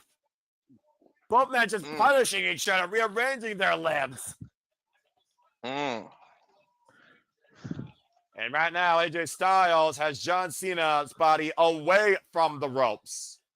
John would have to crawl all the way across the ring to break this. Instead, rolls through again. Now John Cena turning things around and going back to the STF. Trying to let the STF in firmly this time. Dude, I swear to God. See if AJ Styles is enough to counter here. I cannot believe this freaking grappling exchange. This is ridiculous. Dude, AJ's gonna go for the angel wings, I bet. In the midsection. Now AJ hooking up John Cena. Composition, step through. Styles Clash connects. Shoots the half. Cover. Catch out. Come on, AJ. Do the Angels wing or the best moonsault ever. We've already saw Angels wings with John Cena in his last match against Logan Paul, but to your point, perfect Styles Clash. Planted. Face first goes Cena. Still able to kick out. Both these men have hit each other with their best finisher, and so many callbacks so far as this classic continues for the last time ever. Their best finishers. They've been hitting there with their most rivals' best of finishers. There's still a whole lot more rivals to look back on. I'm just Let saying. the rumors begin. He literally hit a walls of Jericho. Now the rumor mill is going to not stop. What about Jericho? That's a good point. That's a good point. Now AJ, though, might be looking to put this one away with another classic here that's been a defining point in WWE. Come on, AJ. John Come on, Cena AJ. holds it up. Springboard, phenomenal forearm. John Cena hooking him, though. Now John Cena. No way. No way. Rock bottom. No way. What? Oh, no. No way. Are you kidding me? Sister Abigail! Are you kidding me? I thought he was gonna do the rock bottom the way he caught him. He turned it into a Sister Abigail. Follow the buzzard. Shout out to forever immortal Bray Wyatt. Pick out by AJ at 2-9 taps. Dude, I'm up for real now. I'm absolutely up now. The robbery that defined John Cena's career during WrestleMania 30. As There's the Fireflies buzzard. are out. The buzzards are in Australia. And the Add that to the Fireflies- animals that are crazy in Australia. Look at the Fireflies here illuminating this incredible match. This is beautiful. You love to see it. Cena's basking in the moment, looking up to the heavens. Look at that. Aren't we all right now? God rest your soul, Winnie Rotunda. Now, John Cena, though, gotta get back into play here. I'm losing my This shit. is amazing. I'm losing it too. AJ Styles hoisted up on the fireman's carry. John Cena, though. AJ. And now, AJ. What? Angel's wings! I told you! Shoot the half! Hit the far leg! Two kick out! I told you! He hit the Angel's wings. Shout out to Christopher Daniels, one of AJ Styles' greatest nemesises and friends. Take a look at the replay, Walter. Perfect Angel's wings. I think he did better than John Cena did. Right. And somehow John Cena finds a way to get the left shoulder up. Well, we know AJ's had more experience going against Daniels than Cena, so. Yeah, that's a fact. Tremendous respect being shown here for some of the greatest rivals and stories told with these men in their illustrious careers in and out of both WWE and TNA. Get to the midsection here by John Cena and AJ now. both men come to blows in the center of the ring, now testing each other's resilience and strength. Big uppercut. And John Cena rocked off that one. AJ Styles brought back to the ropes, though. Back towards center. Big overhead shot by AJ. Barely able to stay on his feet as John Cena here. John Cena's been rocked. I'm looking forward to what's the next finisher they're going to hit each other with. The body shot. And that dropped AJ to a knee. This is their last stand. They're going to go down a blaze of glory. This battlefield will be one man's undoing to prove who is the greatest of all time. I know AJ's older, but if he doesn't, you need to pull out the spinal tap. Again, both these men are now just trying to pull out that last knockout shot. Oh, and Cena puts up AJ on the shoulders. AJ able to skip again. AJ now hooking up Cena. And Cena, oh man, just dropped him face first. Damn. Well, simple but effective. Yeah, no kidding. On Cena now. Is he trying to hit him with the Styles Clash? Pedigree. Wait, we know what this move is. Wait, but apparently AJ does too. Now AJ, oh God! Dead shot?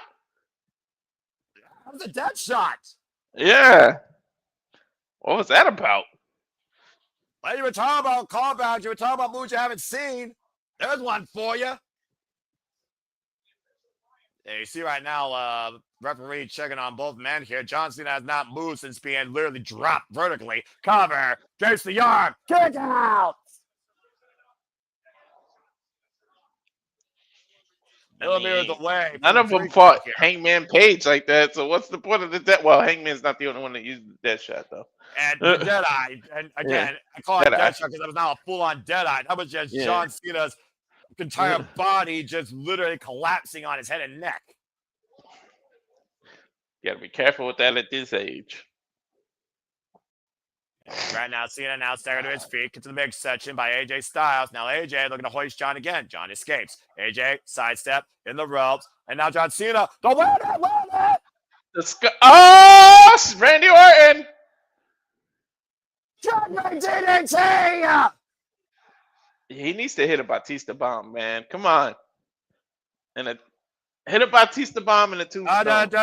Walter, I think Cena's hearing voices in his head. Yep. One of the greatest rivals all the way back from 2009 at Breaking Point. This is if amazing. If anyone have more matches with John Cena and WWE than Randy Orton, I would love to know who it is. Looking for it. RKO out of nowhere.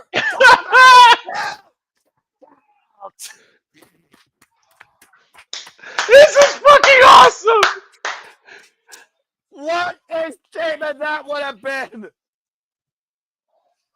Two of the all-time greats put out all the greats. Let's not forget Randy Orton beat AJ Styles at WrestleMania 35. Mm-hmm. Oh my God. Orton's got to be in the back just cheesing. No. What? Is he going to punt kick him? No way. John, no way. John, come on. Is he trying to punt kick him? Is that what he's setting up? That sadistic face on Cena, the hunger. Missed the ball. Now Styles picks up John Cena. Styles, attitude adjustments. And a counter back press for leg kick out two. Woo. It's like a time capsule being freaking open here. This is fucking awesome. Oh my God. We have literally turned back the clock close to maybe 15 years at this point. And then some. And this is still going. You need to hit the Batista bomb now, Cena. Come on. I've got goosebumps right now, and I'm sweating through my suit, and I'm fucking happy beyond belief. By forever chances are ranting out.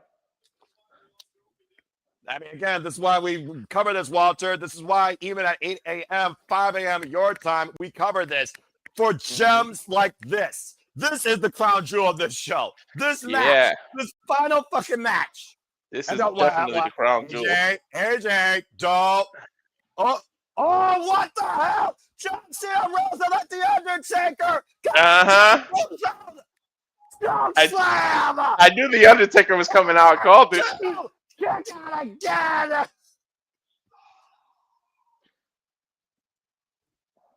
Now was that Kane's or Undertaker's choke slam? The Phenom almost became AJ Styles' undoing again, like WrestleMania 36. The Phenom against the Phenomenal, huh? I am so damn fucking thankful for these two men and the history that's being revisited here tonight in this final match. This is great. Wait a minute. Right now, you got an overhead view via drone right now of both these men giving us a time capsule classic clinic for their last singles encounter ever. And John Cena and AJ Styles back to their feet again. Stagger drop 12. You've got to be fucking kidding me, John. Come on now. They're gonna 619. No way. No way. John Cena. Oh, God. Taken out a lariat by AJ Styles. He was trying to 619 him. I'm literally standing up at this point. But AJ Styles derailing that. John Cena hoisting up AJ again, though. AJ able to escape. Oh, big high kick. I'm trying to give this match the respect it deserves. I'm standing up for the rest of it. I don't know. I don't know if I can do that. Okay, I'm the one that's got to freaking call this thing, by God. Now, AJ. Wait, what's AJ doing? AJ springing off the top. 450 splash, and the knees connects. Oh, those knees hit him. I think he hurt his own groin or something. Well, obviously something probably got stretched there. Maybe a little JR pal. Holy shit, indeed. This is professional wrestling. This is the best match of WWE's calendar year. I'm not sitting down for the rest of this match out of respect. AJ Styles! Heartbreak Kid? He never fought Shawn Michaels. Well, John Cena did in one match only at WrestleMania 23! Super kick! No! 1, 2! This is a crazy callback!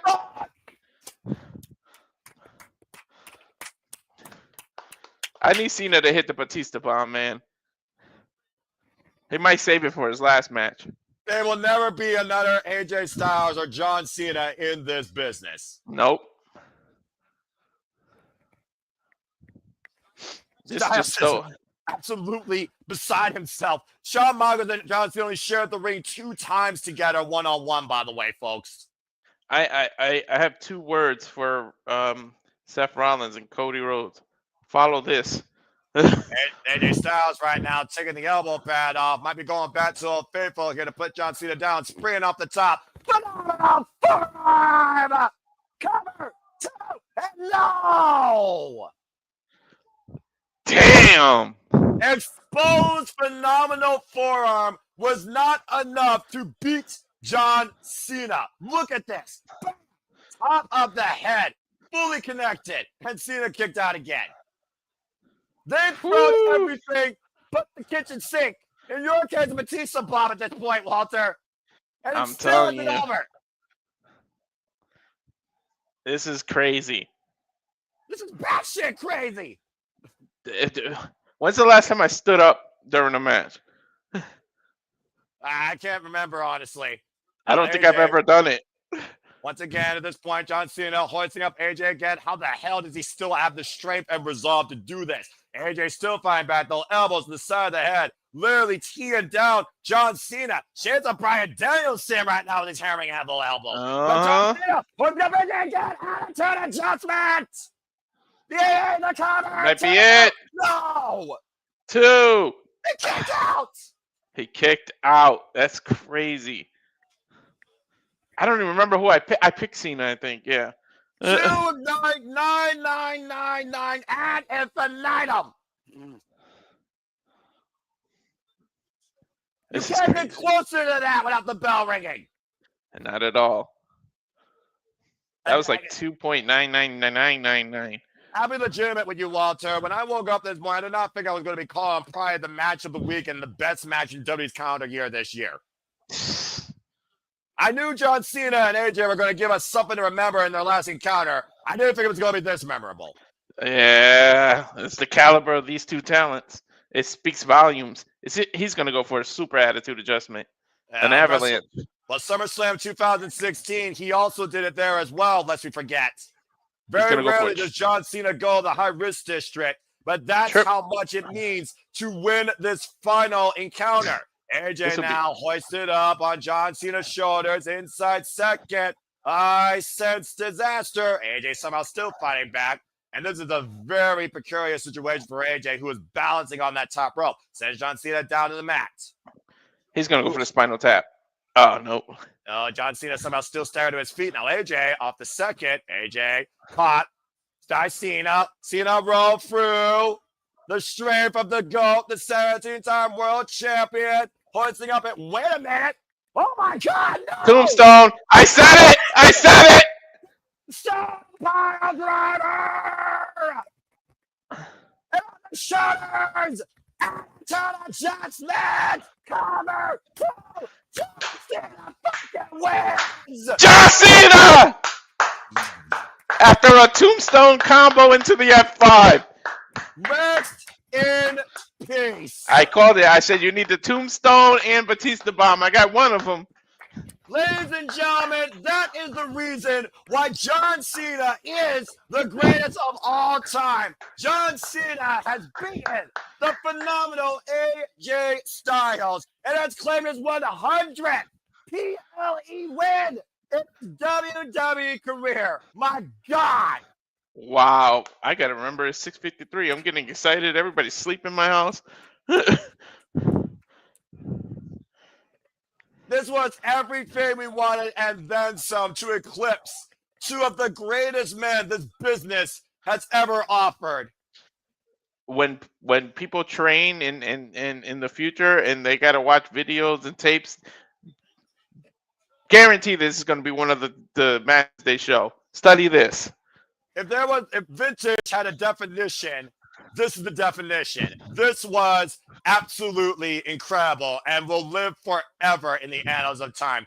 People are going to talk about this match for years to come. Again, the strength of John Cena, the endless resolve, the never give up, never say die attitude, paying an homage to, honestly, the man that echoed, "You got something, kid," shook his hand back in 2003, and the rest is history. John Cena beats AJ Styles with a nod to The Undertaker, tombstone pile driver, and a final AA. What a freaking match. I literally had to stand up for the rest of it. And now, there we go, the embrace. And that's what I expected afterwards.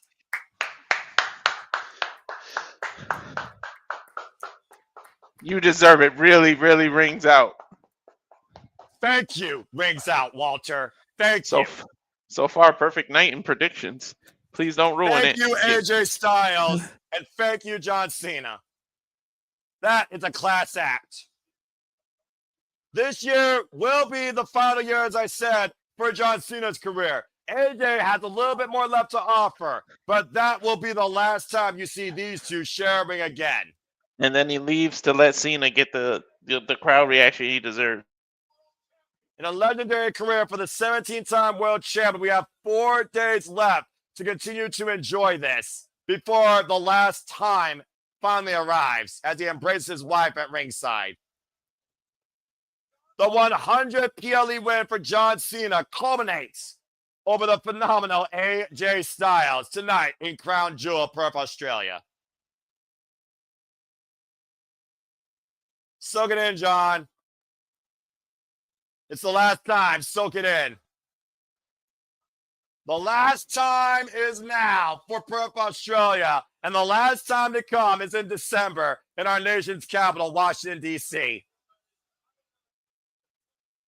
How the fuck do you top this shit, WWE? Oh, my God. Thank you, Cena. Congratulations. Well, there's no denying that match will forever be undisputed in the echoes of professional wrestling history as we know it. But who will leave undisputedly the men's Crown Jewel champion? Can Cody Rhodes make it 2 years in a row? There you see the American Nightmare getting prepared for what's ahead. Look at these career numbers, folks. Cody Rhodes has been in WWE for 14 years. Seth Rollins has been in 16. Seth has won more titles than Cody, though, 17 total, 6 of them world titles. However, Cody's been involved in 4 WrestleMania main events, Seth's only been involved in 3, and Cody holds 3 victories over Seth freaking Rollins. And again, I can't do this enough after what I just saw. My God, that was one of the greatest matches I ever got to witness in WWE history and in wrestling history.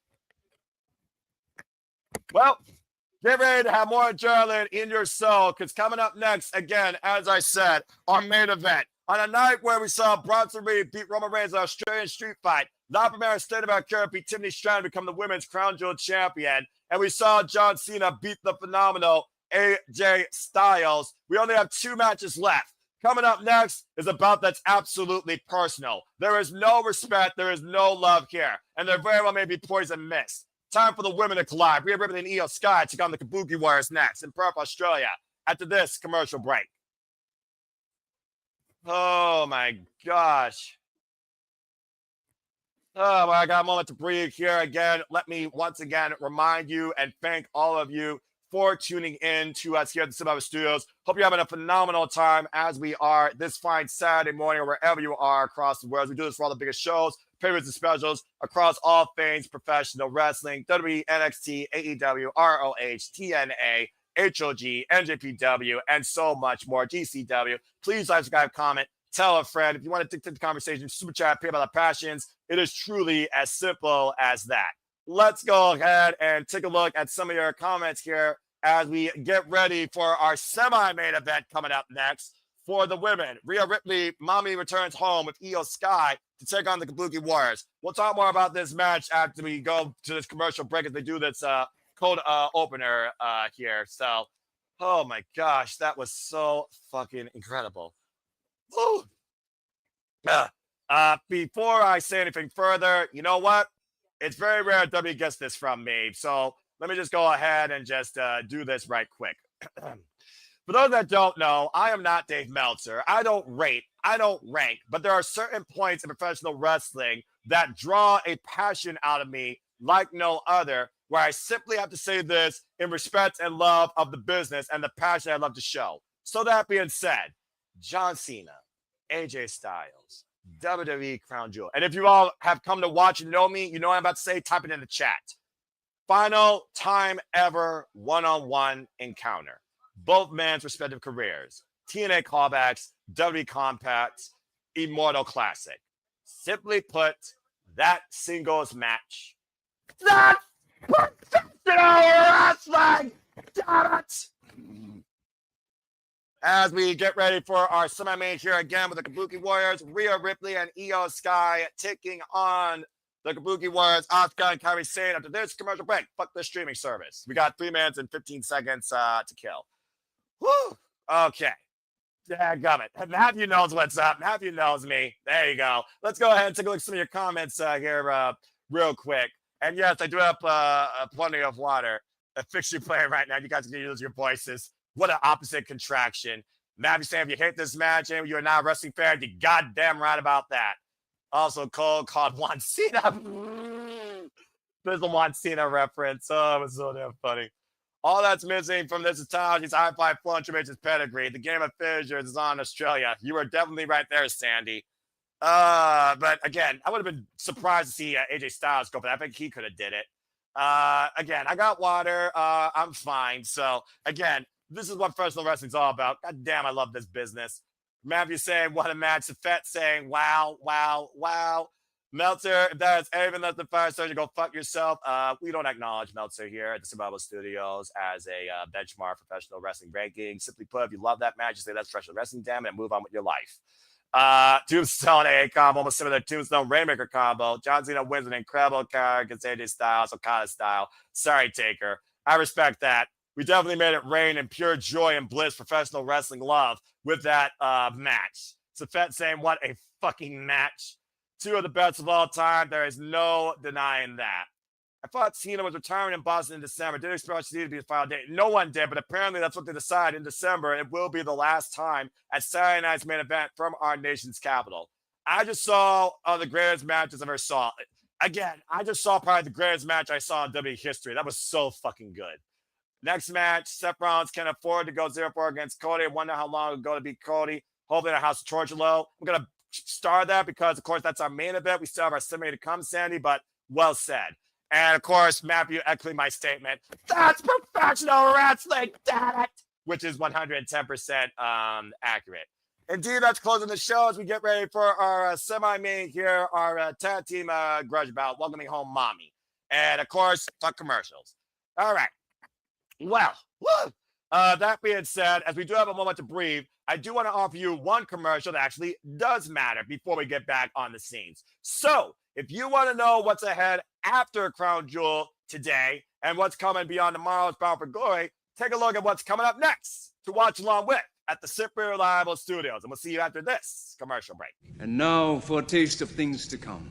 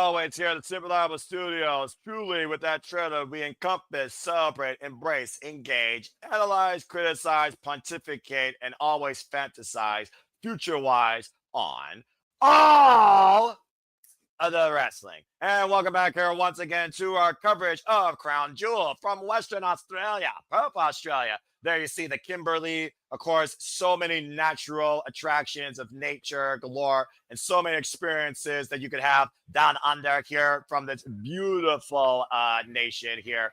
Perth, Australia, hosting WWE Crown Jewel as we get ready for our semi-main here with the Kabuki Warriors and Io Sky. And we have Walter, welcome back, by the way. Oh, my God. I heard everything, and I heard you give it the that's professional wrestling, damn it. Again, extremely rare that WWE does that to me, but that match, literally, that was my favorite match so far of WWE's calendar year. All right, well, let's go back inside the arena, and hello to Lily. Thank you for joining in the fun. Walter, let's go ahead and briefly talk about this, because really, this is a very brief rivalry that we've started to see develop here. Of course, the family of Io Sky have betrayed her now, missing her in the face as the Kabuki Warriors, Auska and Kairi, saying Auska's envy and jealousy of Io Sky's rise and her friendship with Rhea Ripley has caused this, let's call it what it is, split in the family that was formerly known as Damage Control. Of course, Rhea Ripley and Io Sky's respect goes all the way back to NXT. And the fact that Io Sky beat Mommy earlier this year ahead of WrestleMania. Rhea Ripley's greatest rival she has yet to beat in her career. Io Sky, of course, who challenged Vaquer for the vacated WWE Women's World Heavyweight Championship at WrestlePalooza, though, asking her fans to leave her alone, let her do it on her own. Auska did not seem to favor that. And the fact of the matter is, since Io Sky lost the chance to get that championship, Auska believes that she is not worthy of even being champion again and is better than her. Kairi Sane is almost reluctant, man. She's so conflicted. And right now she seems very composed, but to your point, Kairi Sane says we could still be a family. Just apologize to Auska. Say you're sorry. What the fuck does Io Sky need to apologize to Auska for? Auska ain't done that diddly except get a tattoo on her face. Hell, she loves Queen of the Ring. In my opinion, this envy and jealousy has stemmed since Auska returned and accomplished nothing. Mm-hmm. And I totally forgot about this match. I said Seth and Cody Yeah, follow this, but I forgot about this one. I think I went with the Kabuki Warriors for some reason. Well, I don't know, man. I mean, at this point, though, the turning point's got to be Kairi Sane. And let's not forget, Kairi Sane did beat Io Sky this past Monday Night Raw with assistance from Auska. And, of course, we saw Auska get the better of them again with miss to the face. As Io says, it's me and you versus Kabuki Warriors. And Rhea says, that's fine, but are you ready to take on your family? Are you willing to do this? Because I need to know I can trust you. This is about trust at the end of the day. The trust lost with Io and her family, and the trust that Rhea and Io have with each other. Can you imagine if Io turned on Rhea in her home country? And to your point, Mommy will be returning home because sure that here comes the genius of the sky, the former WWE Women's World Heavyweight Champion, Io Sky. As yes, we get ready for our semi-main here. And Kate Rare, you're not wrong. I didn't think Io Sky and Rhea would be a cool down match, but you need a cool down match after that Cena and AJ. That depends how much they're going to pop from Mommy Rhea Ripley, who arguably is the most, I would say, notorious locker room leader, trailblazer, and most over female superstar right now in modern day WWE history. Oh, she's going to get a huge pop. Of course, Auska was the senpai of Io Sky. Again, for those that don't know, the history of Auska and Io go much farther back than WWE. At one point, Io Sky was underneath Asuka's tutelage. She was her young girl. Auska was Io's senpai. Of course, Io Sky, a daughter of Stardom that went on, endorsed by Antonio Inoki to hold every accolade in the Wonder Wing World of Stardom promotion, came into WWE through the Marion Classic and NXT, and of course, found her way through the system, become an NXT Women's Champion, a War Games Trailblazer, and of course, this year particularly, WWE Women's World Heavyweight Champion. I know you can't wait for her return to Japan coming up. Well, it depends if WWE can pull off a Japanese level, strong style competitive show. But so far tonight, they're actually proving a point. This is far better than what WrestlePalooza was. WrestlePalooza was shit. Mm-hmm. This actually does not feel like a Monday Night Raw. This actually feels like a pay-per-view. Reference for this contest, Jessica Carr, by the way. Well, they better be for $29.99. As we wait for Mommy to return home. This Damn! brutality. You weren't caring about the root blowing off the plates from Mommy. Mm-hmm. And her brutality will be ushered in with absolute ferocity against Auska and Kairi Sane. Mommy's home! What a homecoming. Mm-hmm. Check out the little face tattoo, by the way, for Rio. Uh-huh. Of course, the tag team that we've come to know, Io Sky and Rhea Ripley as. Of course, these two women main evented their WrestleMania at Evolution. As Rhea Ripley sports Australia on her gear, born and raised this former rugby player. To think this young lady brought in a blind, perky upcomer from the Mae Young Classic, turned her career a complete 360, and decided to be who she truly is, and the rest is history. Going on to win the NXT UK Women's Championship, going on to beat Auska, WrestleMania 37 for the WWE Raw Women's Championship, going on to beat the Queen Charlotte Flair at WrestleMania 39, main eventing Australia last year, and now finds herself teaming with the greatest rival she's had this modern era that she can't beat yet in Io Sky, back home once again. I know you're gonna watch her return to when she fights Miyu. And I gotta say, three-time world champion, by the way, Rhea Ripley, might I add. Rhea Ripley, who beat Shayna Baszler for the NXT Women's Championship. Mm-hmm. But she's partnering with somebody she's never beat. Yeah, but tonight they could beat two people that they both have beaten previously. A huge ovation for Mommy Rhea Ripley home tonight in front of her country and her family. Yeah, yo, she's a real superstar, Mommy. The Eradicator, the Punisher, the Brutalizer, call whatever the hell you want. There has been no one more over this modern era of WWE for the women than Rhea Ripley. And look at that little embrace. Io Sky knows who her family is now and who to trust in this situation, clearly. I don't know. We'll see. But the fact of the matter, to your point, though, Ripley has been unable to beat Io Sky, but at the end of the day, your greatest rivals could become your greatest friends and your greatest allies. And the Kabuki Warriors immediately on the attack here. The car calling for the bell. Again, folks, traditional tag team match. Tags in and out, etc. And Kabuki Warriors, though, former WWE Women's Tag Team Champions, though. Let's not discredit them or count them out of this. You talk about it being a tag team match. Kabuki Warriors are a legit tag team. Former tag team champion. Oh, man. And right until that dropkick wipes out Auska, and Kairi Sane teeing off against Io Sky. Ripley backing up Auska in the corner. Of course, Ripley was Asuka's undoing, as I said, at WrestleMania 37, her first match on the main roster. Oof.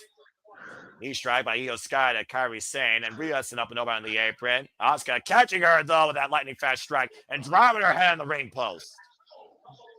And now Auska and Io left alone. This is what I'm waiting for.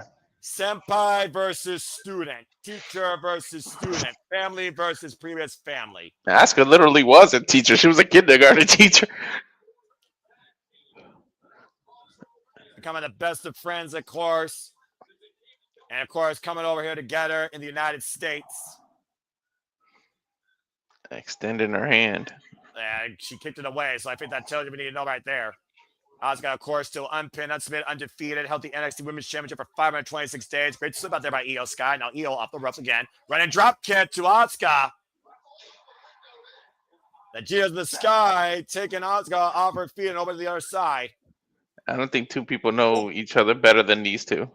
And it's probably a fair point. And again, look at the drop toe hold, and Io immediately able to scout that, just teeing off, unleashing that rage against Auska to be missing in the face. How the hell did Io keep her balance on that? Again, one of the greatest Japanese champions of all time, Io Sky, as I said before, literally a daughter of Stardom, who to your points returning home to face another daughter of Stardom, my returning to Stardom Archon at Marigold later this month. Oh, man, big elbow strike. I know you're looking forward to that. Yeah, you have no idea. Io Sky and Auska right now just literally headbutting each other. Jesus. Ouch. Oh, Auska falls in, back elbow strike. The first time these two shared a ring together was 2005, by the way, in a three-way. Oh, Io with the drop kick. Damn, she chased her down with that. And again, Io staying on the attack. Auska, formerly known as Kana, again, as I said, brought Io Sky underneath her wing during the days of Neo Dynamism. Trying to get a lesson of respect out here. Off the ropes, and Auska goes to the outside of the ring. Is Io getting the crowd cheat? Io Sky? And right now, oh my God! And Genius flies through the ropes, and yes, she was. Yeah. Outside. And now Kairi Sane, wait a miss. Sane trying to help Auska out. And again, the distraction helped Auska take advantage of Io with a vicious kick. And head first in the ring post. Io loves diving. Damn. That gum. The furious striking of Auska. Yeah, take a look at the replay. To your point, perfectly cleared those ropes for caught in the wind, though. That wasn't even straight. That was a sideways tope suicida. I see why her last name is Sky. She loves flying through it. Shit. And you see right now, we have Ripley checking on Io, but unable to. Jessica Carr's trying to restore some law and order here. Again, I would say right now, Io and Auska are legal. Jessica Carr trying to restore some order here. As I said before, back in 2009, NEO Tag Team title match, Passion Red, Kana Nane Takahashi, now retired, challenged excuse me, I can't get my words right. It's easy for me to say. Passion Red, Nazuki Tayo, and Passion Red. The first time that Kana and Io Shirai, of course, her former name known as, shared the ring was back in 2010. As far as competitors. Come on with this count. Like, you literally proved yesterday that you know how to really count, and now we got to go back to this. All right, Walter, you know as well as I do the trouble of the business. Referees don't know how to do their job. Even Red Shoes knows them at times. And right now, yesterday Kairi, they sure knew how to count to 10. And Kairi hooking up Io Sky and Tarantula here. Wow, she snapped when she leaned back too. Wow. Well, the Pirate Princess, of course, former NXT Women's Champion, former IWGP Women's Champion. Shout Kairi out off the to top. shout There's out to that another flying Japanese elbow great to cover. Jerry with that. And win. It got a 2 count. I was watching freaking Hiroshi Tanahashi's career recap, and it's funny you bring up Tajiri, who one time came to the aid of Hiroshi Tanahashi against freaking Toru Yano, and buzzsaw kicked that man's head off, and they shaved his head bald. Kairi with open palm strike. Of course, we know that Hiroshi Tanahashi's career ends next year, January 4th, versus Kino 20. His opponent yet to be announced. Who do you think that'll end up being? I honestly don't have a clue at this point. Kia Pro Wrestling might tell me something, and I will be covering that one way or another, even if on my own Monday morning. Stay tuned, folks. I'll talk more about that later. Right now, Auska and Kairi isolating Io. Mommy has not even been involved in this match yet legally. Oh my God! You know when they finally tag her, the freaking how loud the crowd's gonna get. Oh, of course, you kidding me? Is Asuka surfboarding on Io? Jeez. I would say yes. The first time in WWE that Io Sky and Auska, of course, shared a ring together was opposite sides. Dakota Kai and Io Sky took on Alexa Bliss and Auska at the time for the WWE Women's Tag Team Championships in 2022. And right now, Auska again jaw-jacking her greatest pupil, I would say. Open palm strike. Oh, I thought she was gonna spit the mist in her face the way she was doing that. You know as well as I do, she can't do that with Jessica Carr looking. That would be a disqualification. And Auska just teeing off against Io here viciously. Jeez. Do you honestly think she cares at this point? I don't know at this point. A cheap shot by Kairi. Damn, I'm shocked Kairi's doing this. Well, again, you do look at Kairi's face. She has to be a little bit despondent. That is her family. But at the end of the day, I do think Auska is manipulating her more strongly. And I also think she fears Auska. Let's not forget what Kairi happened with Auska on Monday night. She slapped her head at facing Io Sky. You better win. Pressure's on Kairi here to do Asuka's bidding, or she might pay the consequences, unless she stands up for herself. Take this from personal experience. Nobody fights more than family. Auska right now clubbing blow to the back of the head of Io, preventing Mommy from being tagged in. When Mommy is unleashed, all hell's going to break loose. Irish whip, and Io, takes Kairi down. Auska runs into a boot. Io trying to find new life in this match, trying to find a reprieve. Rhodes Frug is out of the way of the boot. And tag may across the ring to Kairi. Kairi, though, coming in. Big axe handle to Io, preventing the tag to Mommy again. I think Kairi tagged herself in just to prevent the tag from Io. Now, Kairi right now holding Io back here, the side headlock position. They are making this crowd wait for Rhea to get in this match. Again, Kairi running through with the blockbuster. Went for a cheap shot against Rhea. And again, instigating Rhea here, distracting the referee, and Auska and Kairi double teaming Io here. Jessica, turn around! You got to give them credit because they isolated Io. Well, that goes back to the experience that the Kabuki Warriors have as a tag team as well, knowing where their partner is at all times. Tag made. And again, we saw Io miss it on Raw because Rhea was already in Australia. Rhea couldn't come to Io's aid. Auska knew what she was doing this past Monday. Asuka's mocking her now. How many times have you mocked up to this point?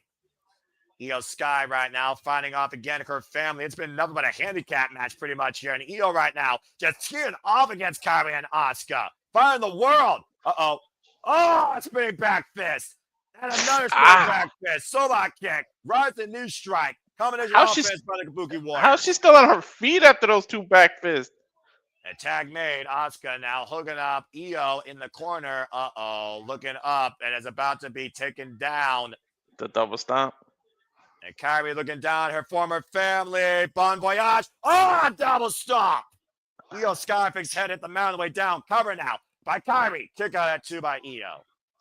The intelligence of Kairi, because she pulled her away from the rope so she couldn't she forced her to kick out instead of putting her foot on the rope. Auska and Io Sky, by the way, are former Wave Tag Team champions as Mio Shirai and Kana. A tag made to Auska once again. The Kabuki Warriors, by the way, of course, former WWE Women's Tag Team champions. 4 times Auska those held the WWE Women's Tag Team champions. 2 times with Kairi, 1 time with Charlotte Flair, and 1 time with Alexa Bliss.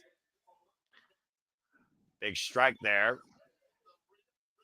Former women's champion too. Money in the Bank winner. And then, well, let's not forget the Money in the Bank was even cashed in. She freaking won the title out of it. Yeah. And Auska right now teeing up against Io Sky. Io, though, trying to fire up here. And now both Auska and Io just teeing up again. And Io right now, she's crazy. She wants what Auska's bringing. Even a Royal Rumble winner. Shit. Asuka's got a lot of accolades except winning at WrestleMania, which is a damn shame. And let's not talk about that. Oh, my God.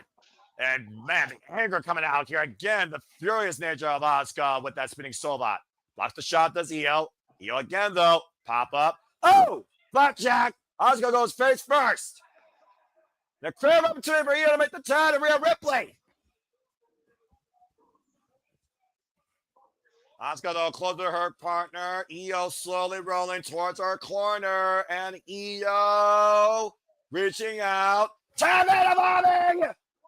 Rhea Ripley unleashed! And Kairi Sane on the other side. Stomp to the foot. Facing the knee. And Rhea Ripley, what? God, just turned Kairi Sane inside out. Drop kick to Auska. Up and oh, my goodness. Face first goes Kairi. Ooh. I thought she was going to go for Kairi now off that kick and a kick out. I thought she was going to go for a back body drop. She literally just dropped her. And dropped the boom per se. Take a look here. Boom. Look at that kick to the side of the head. That running side kick. Almost like a shining wizard. Yeah, sort of. Not quite, though, like Keiji Muto's. Meanwhile, up in the corner, might be looking for a nod to Damian Priest with Razor's Edge. Able to escape. Spinning back fist by Kairi Sane rocks Rhea Ripley. Rhea and Kairi legal right now. Looking for the Irish whip. You are not going to outpower Mommy, Kairi. I'm just saying. Now, Kairi Not many Sane people can. trying to speed her advantage. Take over Tijeras to Rhea Ripley. And Kairi Sane saying she's got to deal with Auska here. Basically just accepting Auska's way, sliding in with that forearm. And tag made to Auska. And Auska and Rhea Ripley, who's defining each other's careers for the last 4 years, running in with her own shining wizard cover and a 2 count to the face of Mommy. That was like a Kinshasa, actually. Right? Shinsuke Nakamura. And tag Came made out of now. nowhere. And Kairi Sane and Auska might be looking to finish Mommy here. We've seen this double team before. And Rhea taking Auska down. Short range clothesline. Kairi out of the corner. Went for that flying elbow. Oh! And just ran into that boot. Sheesh. And right now, Io back up. Critical moment here. Tag made to Io Sky. Rhea Ripley hoisting up Kairi. What the hell? She's setting her up for something. And Razor's Edge! On the no back of her head stop? and neck as Io, the G of the Sky, looking to fly. Missile drop kick. And Kairi now. Io with the cover kick out. Somehow Kairi survives. Io needs to tag back out. She's had the brunt of most of this match. She cannot have recovered that quickly. To your point, she's had the brunt of this emotional and physical punishment. Yeah? As the crowd here again, Perth, Australia, Crown Jewel, semi-main event here. Rhea Ripley and Io Sky taking on the Kabuki Warriors, Auska and Kairi Sane. As Kairi reaches for the tag to Auska and Io denies it. Looking to send a statement to her former senpai, hoisting up Kairi. Kairi able to escape, trying to power up Io. Oh! Alabama slam. Wow. And Kairi, cheap shot to Rhea, takes Mommy out of the equation for the time being again. Now Io Sky down in the ring, and Kairi Sane going back up again. Io back up to her feet, though. And Kairi, wait a minute. Whoa! Deep arm drag, takeover out of the corner. Well, that'll dislocate the elbow and the shoulder that Kairi likes to use. And meanwhile, Kairi might be looking to fly over the moon. Watch Auska, though. Cheap shot denied. Distraction, though, behind the play. Kairi back up. Oh, and I think Io just hit top of the ring post. Yeah, she sure the hell did. And Auska right now, raising the ire of Mommy. I'm not sure how wise this is. Oh, distracted with the baseball slide by Kairi. That was a setup. Yeah, this is a master plan being put into play here by the Kabuki Warriors. No denying that. And driving Rhea into the steel ring steps. Kabuki Warriors have had to answer for everything against Io Sky and Rhea Ripley in this match. Well, imagine they're already in Io Sky's head, and then with the talent between the two of them, they just put their action into plan, or they're playing into action. What? Springboard moves off the second. Speaking of action. Well, to every action, there's the opposite reaction. Mm-hmm. Kairi Sane, by the way, is still legal, by the way. Kairi Sane and Io Sky are still the two legal competitors in this tag bout. Io Sky fired up here. Kairi Sane in the corner, and Io looking to run in with the double knees. Full-on attack. Now bringing her back towards center, stepping over her, looking to put her family behind her. Once again, going up where she's most comfortable. To the top rope goes Io over the top. Moonsault connects. Here's the It's over. And it's not over. Auska saves it. Woo! If Auska wasn't there, it would have been over.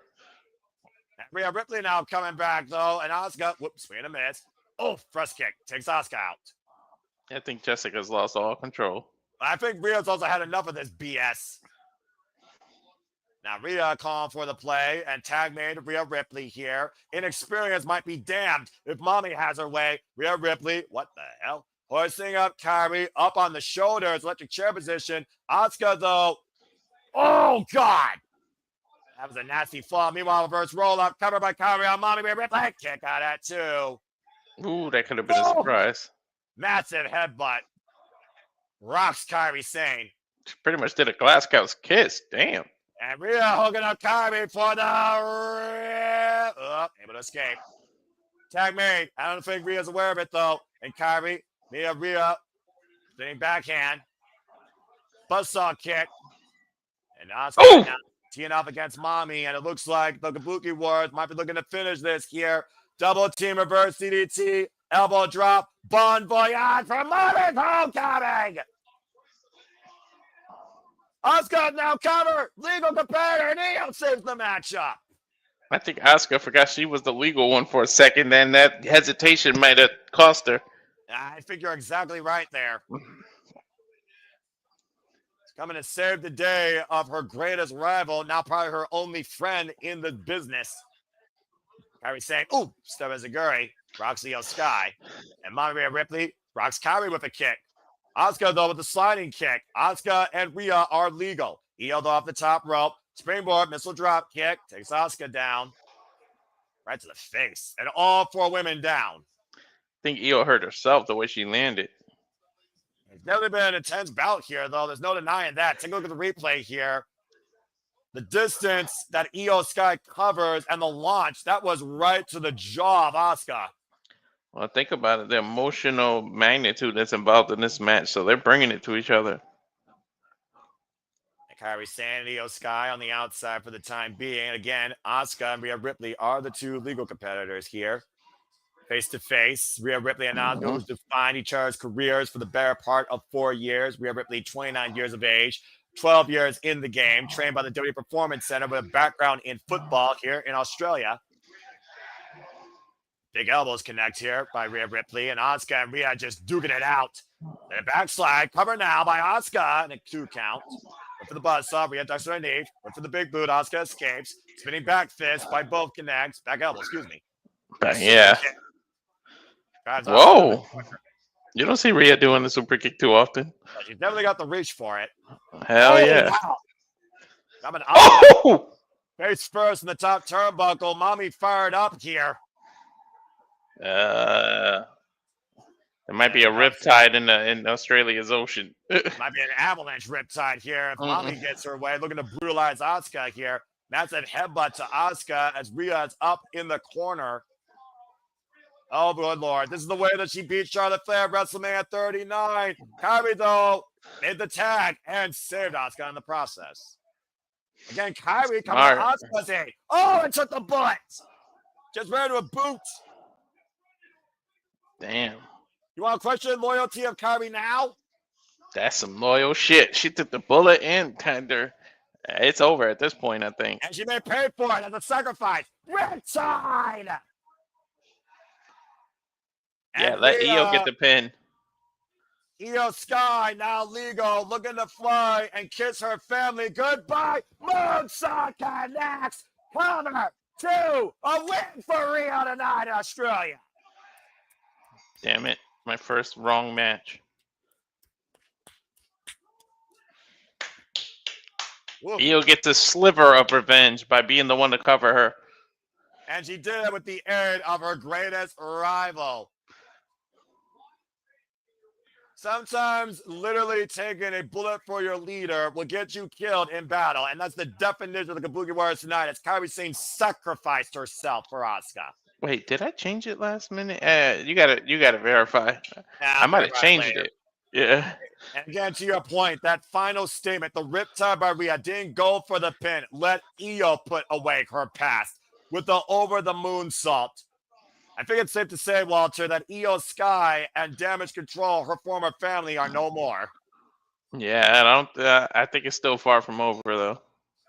Well, to your point, it was Auska that instigated all this, and Auska was not involved in the decision. Either way, Rhea Ripley and Io Sky with the victory over the Kabuki Warriors tonight in Perth, Australia. Congratulations to Rio. And of course, Has a unique. God bless, say Walter. It has a unique tone to it, doesn't it, Rio? Yeah, it does. I could probably get behind it, and I'm curious what that means. We're going to get a combined Titan Toronto. So this is more of a personal, reflection, friendship type thing. Of course, Monday Night Raw also will be on Monday, folks, 8 a.m. Eastern Standard Time, because they're in Australia. Already booked, Dominic Mysterio will defend the Intercontinental Championship against Freakin Penta and Cena Miguel. And Bayley and Lara Curia will try and coexist against the Judgment Day in women's tag team match. Again, that is Raw Perth Australia, 8 a.m. Eastern Standard Time on Netflix. Special start time. Sorry, Aaron, you're getting up early on Monday morning too. Shit, safe to say my ass ain't. I watch it when I wake up. I don't got Netflix, and I have YouTube for a reason. And there you see security shining what is the crown jewel of the men as we get ready for our main event, the men's crown jewel championship. Cody Rhodes, Seth Rollins 4 after this commercial break. Fuck streaming services. You don't have Netflix? No. Oh. I don't watch movies. Anyway, let's go ahead.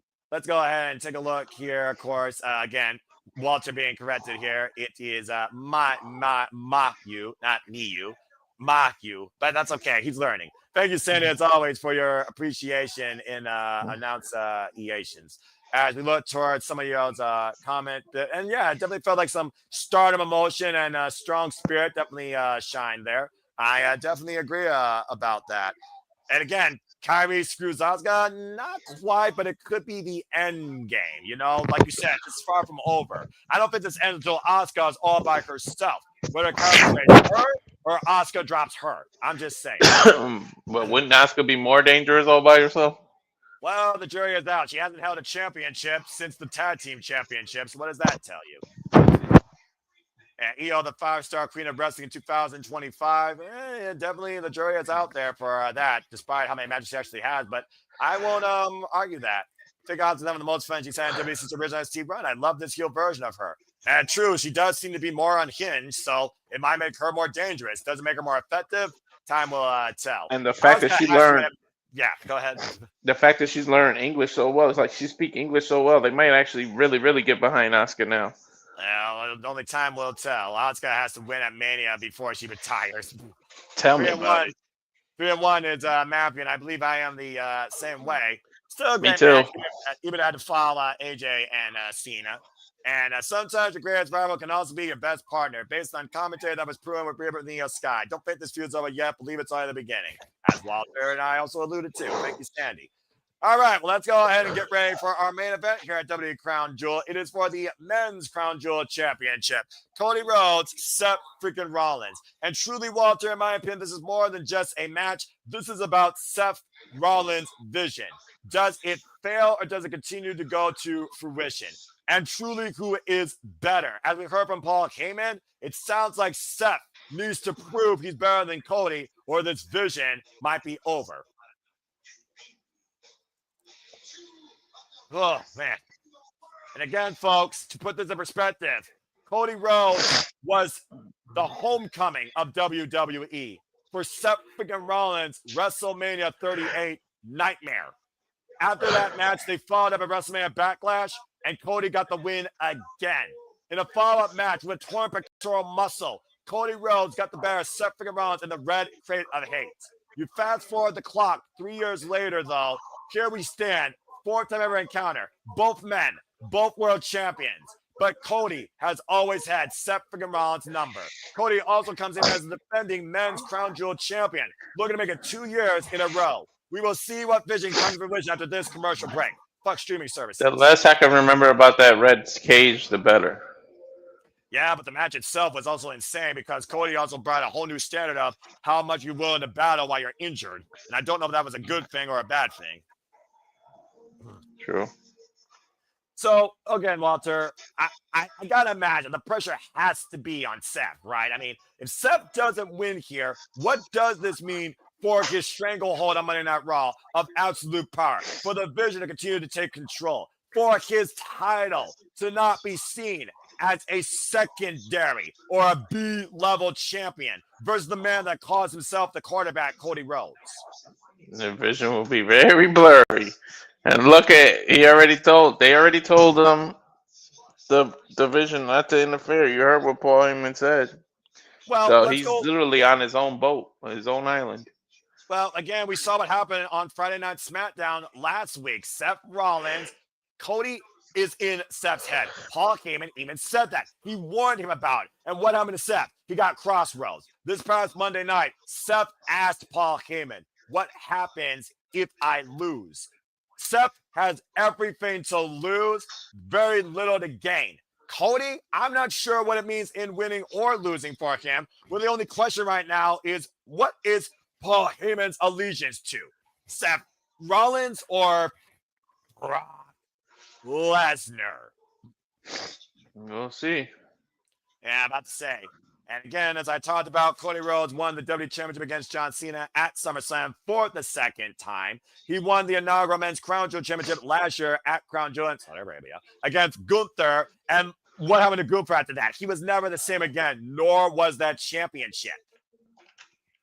Nope.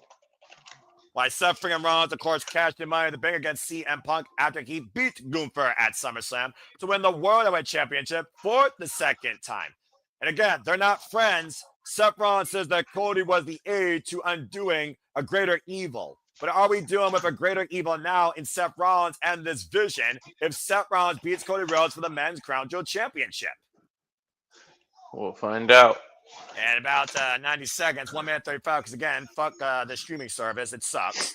But again, it has been a phenomenal night. Just bring people back up to speed. Again, please stay tuned for Aaron Riff at NoDQ for his live recap following Crown Jewel. And stay tuned tonight to us on the Saturday Shenanigans, weekly moderated conversation, professional wrestling match, hosted by Rankin Wrestling JJ Williams, where we not only review Crown Jewel, but probably talk about more stuff as well. To bring you up to speed, Roman Reigns lost to Bronson Reed in this Australian street fight thanks to Jey Uso spearing him through a table. Now Jey and Roman need to question themselves. Something about Carla Primera beat Tiffany Stratton to become the second ever women's Crown Jewel champion in a great match with the Spiral Tap.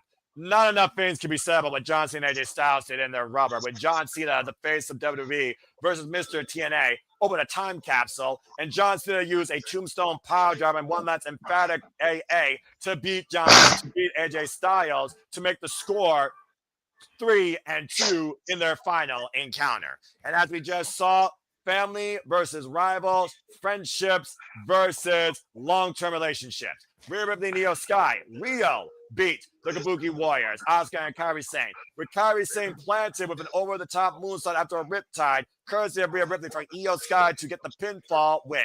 As we get ready here for our main event, again, thank all of you for tuning in to us, whether the whole time or just now, and whether live or on demand. We do this for all the biggest shows and pay-per-views, of course, with WWE, NXT, AEW, ROH, and TNA. You all make this part of the passion continues to be carried forward because of you. So please subscribe, comment, and tell a friend. Again, if you ever want to dictate the conversation, super chat, simple as that, as this is the pre-ultimate event for WWE's 2025 calendar year, where tonight we talk about control, we talk about a vision, we talk about betrayal. We will see sacrifices taken to a greater level next month in the final WPLE of the year when we go to San Diego for Survivor Series War Games. And we will be covering that here, of course, at the Super Bible Studios. That's Saturday, November 29th, Thanksgiving weekend, 7 p.m. Eastern Standard Time. Yeah, back at a normal ass time. Are you sure that is 3-2? I could have sworn this was their fourth match. Nope, they actually had another one-on-one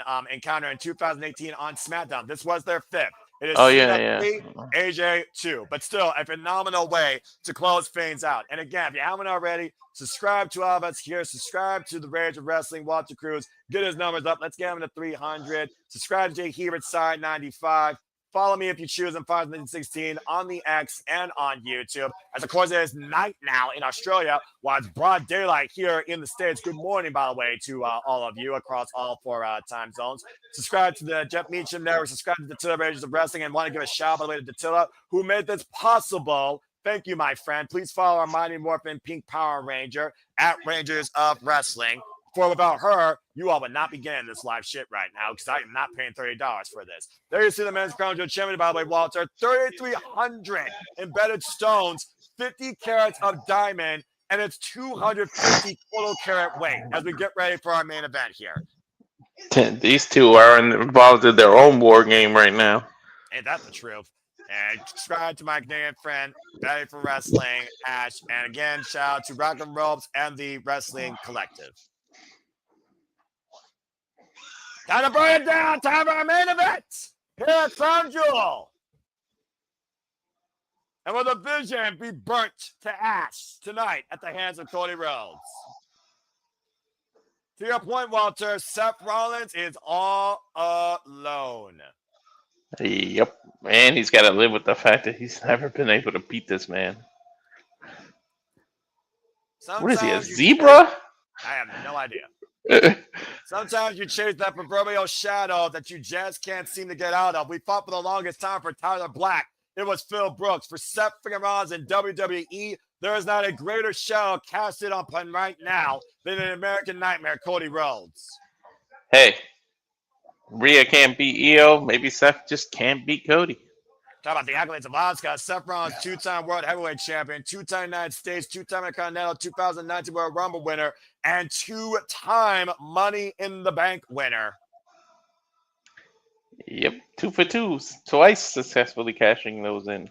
The workhorsemen of WWE, no doubt, have been Seth Rollins and Cody Rhodes, who have taken no days off particularly, as Seth Rollins wanted to be the face of Monday Night Raw. Now looks to have the entire freaking company go through him and his vision. He wants to control the future, but can he even control his presence? Seth literally limped his way into WrestleMania 40. That's how dedicated he was. That man was on a shattered knee. Shattered knee, shattered back, MVP of WrestleMania 40. The aid, the shield in helping Cody Rhodes finish his story. And now he says it's because it was the lesser of two evils. Well, have you ever looked in the mirror? Because I do wonder, Seth Rollins even says sometimes he hates himself. Will he ever love himself again if he doesn't beat Cody Rhodes here tonight at Crown Jewel? Mm-hmm. And of course, we saw the vision set a bar when Bronson and Braun Breaker proved how dominant they could be, destroying Roman Reigns, Jey Uso, and Jimmy Uso as the vision won that Australian street fight at the expense of the Tribal Chief. Can you imagine what would go through Seth's mind if you lose to Cody, but Bronson was able to pin Roman Reigns? As Sandy pointed out earlier, as I put up her comment, again, 0-4 against Cody. Seth may have no comeback. I don't know. For the sake of the league, I hope he gets the win because I damn sure picked Seth. I picked Cody. Won't be the first time we butt heads. And it won't be the last, but it's been an honor as always, Walter. Good luck. And good luck again to the entire team of No DQ, including the leader, Caitlin Bella. You can only imagine how long Seth Rollins has been waiting for this rematch, waiting for this moment. Seth looks like that one of the bosses from Yu-Gi-Oh! Well, it's going to take more than a trap card tonight. Wrestling has more than one royal family. And they also have more than one champion. But if you ask me, Cody Rhodes is the champion right now in WWE, as Seth Rollins looks to disprove that. Well, will Cody have more than one ring? That's what we're going to find out. To your point, Cody Rhodes is the defending Crown Jewel champion as well. At least he gets the chance to defend it. Live out with an injury. To Liv Morgan, I wish all the best in her recovery. You start the show, out the curtain lines go up, I'm home. Whoa. The American Nightmare, Cody Rhodes, now a two-time WWE Undisputed Champion, beating John Cena at SummerSlam, who beat Roman Reigns to finish his story back at WrestleMania 40 last year in April, thanks to the aid, no denying that, of Seth freaking Rollins.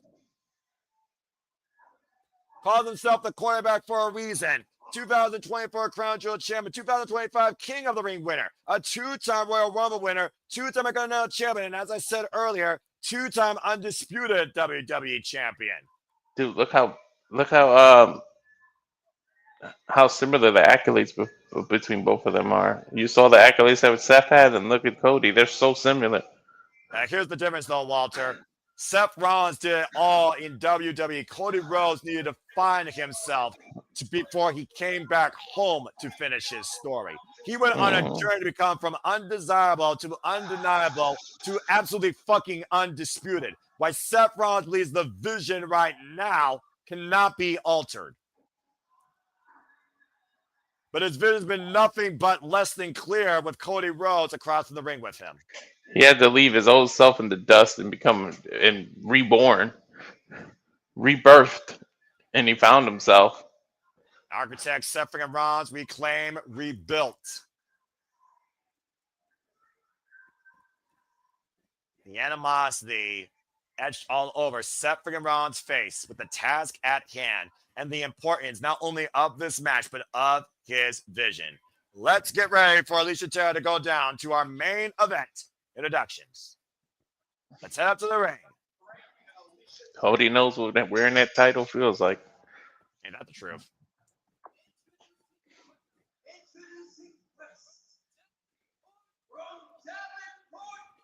Oh boy.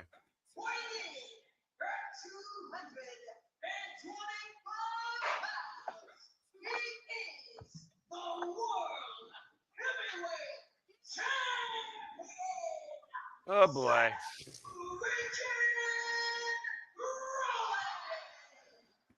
Seth Rollins, as I said before, also has one defense in his second run as Worldwide Champion against 300 men at, of course, Clash in Paris when Becky Lynch joined his vision.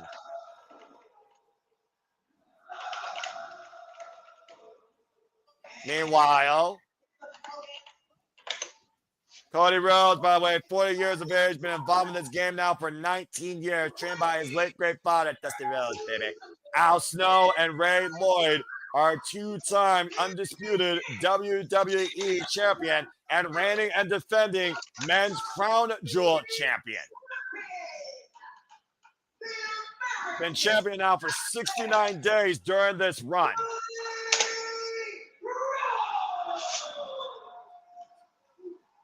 The man that's known as quarterback 1 versus the man known as quarterback 2. Cody Rhodes ultimately wants to set the defense of his title against Drew McIntyre at WrestlePalooza. This is all about who leads the future of WWE, who is truly the MVP. Of course, for the men's Crown Jewel Championship. His vision's on the line for Cody Rhodes. His spot as captain is on the line.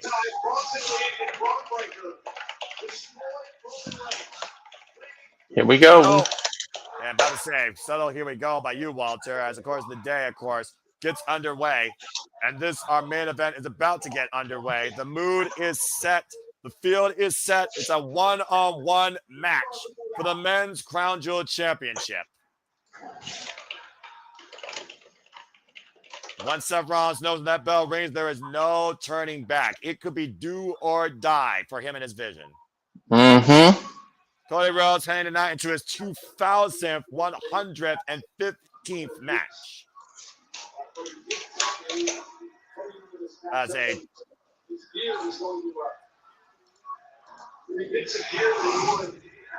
and it looks like there's a little bit of homage here with the gear that he's wearing tonight, Walter. It's the gear that he wore his last time against Cody Rhodes to a degree. You see the polka dots. You see the dark brown. The history that's all over Seth freaking Rollins. The bell rings. We are officially underway here for our main event Crown Jewel. Wow, they are not letting on count of time, but still count of time in the air they're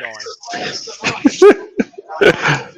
I must say I'm not surprised by this in the slightest here, considering what this means right now. And Seth Rollins, by the way, folks, 39 years of age, 22 years in the game. And of course, two-time World Heavyweight Champion Seth freaking Rollins, Tyler Black, is going into his 2,150 match tonight as Cody gets the better of the early exchange. Cody Rhodes. And Cody Rhodes chants raining out loud and proud here. And you see right now, Cody can drop down. And you see again, both of these men trying to drop position. Neither man able to keep the other down for even a split second here. As I said, WrestleMania 38, Cody came home. Cody won. WrestleMania Backlash a few weeks after, Cody Rhodes won via roll-up. The red carrot head, the Hell in the Cell. Literally the following month to come, Cody Rhodes won with a torn pectoral muscle. And Cody right now turning Seth completely up on his head in the stalling vertical suplex position. Oh! And drops Seth face first. Ouch. And you see right now, Seth a little bit upset there. Getting the official involved here. And Seth knows he can't lose his composure here. The disqualification will also mean he will lose. He has to win. For Seth, it's a must win. For Cody, it's a statement win. And you see right now, Seth going to the outside here. We're going to regroup. And he can't allow the WWE Universe to get into his head.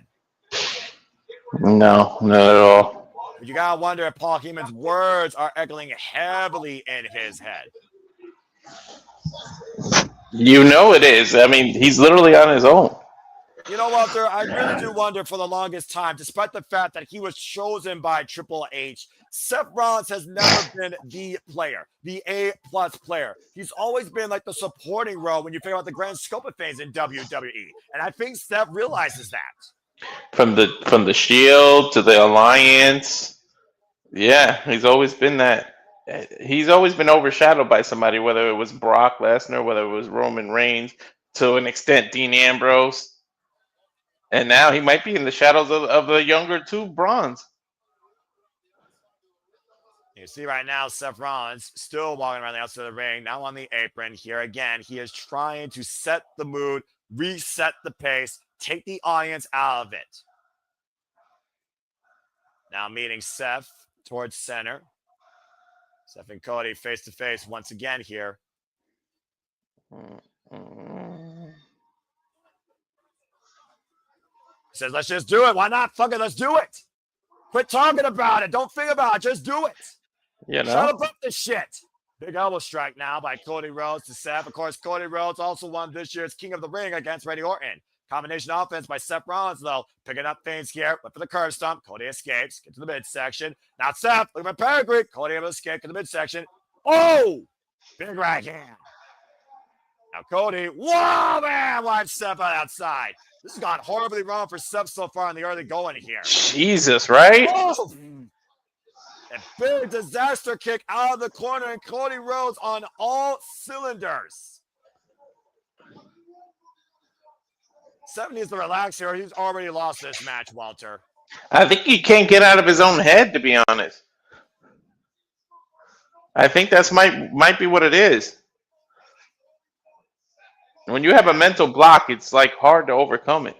Well, writer's block is a whole different animal, but I can see your point because, again, if you can't get out of yourself, you truly are your own worst enemy. Who could save you from yourself? All right? Get out of your own way, man. What's his problem with Wade Barrett now? Whoa, whoa, whoa, whoa, whoa. What's his issue with Wade Barrett? I don't know, but Cody right now, apoplectic after Seth assaulted Michael Cole, and we know the kids threw at Michael Cole and Cody Rhodes. He said, I think he blames Michael Cole for this. I don't Cody know. rearranging the furniture. We know the friendship with Michael Cole and Cody Rhodes. Let's not deny that. It might be what something they said on commentary. And right now, driving Cody's shoulder first. At the end of the day, Michael Cole is just doing his job. Right now, It Seth could be Rollins- strategy though. Seth knew that he would Oh! he would get Cody to come rescue him, and then look, see how Seth got the advantage. Well, the architect always has a plan, as they say, so you might be on point there. And dropping Cody Rhodes right now, hanging him across the barricade. Oh, I thought it was going to straight DDT. What the hell is he going to stomp him? No way. Come on now. No way. This is reckless. But again, how bad is Cody Rhodes in Seth's? And oh, man! Double stomp to the shoulder blades, to your point. Wow. Down to the floor. We talk about the shoulder issues that Cody Rhodes had before. Beat Seth with a torn pectoral. Right pectoral cover. 1 count. Of course, torn pectoral never fully is the same again. At the other point, Dave Walter, Seth is desperate. Backdraft suplex cover and a 1 count. Yeah, he definitely is. Desperation makes men do crazy things, I suppose. I don't know if those crazy things lead to positive results. The fact that yesterday was World Mental Health Day, I almost am concerned about Seth Rollins' mental health here. Tell me about it. And Cody fighting back here. Shots to the midsection. Big elbow strike to Seth. Now the Irish whip thrown in the corner. Seth explodes and launches Cody out with a clothesline. Covered now by Seth Rollins. Gets the 2 counts. And somehow Seth Rollins has regained control for the time being, to your point, Walter. Mm-hmm.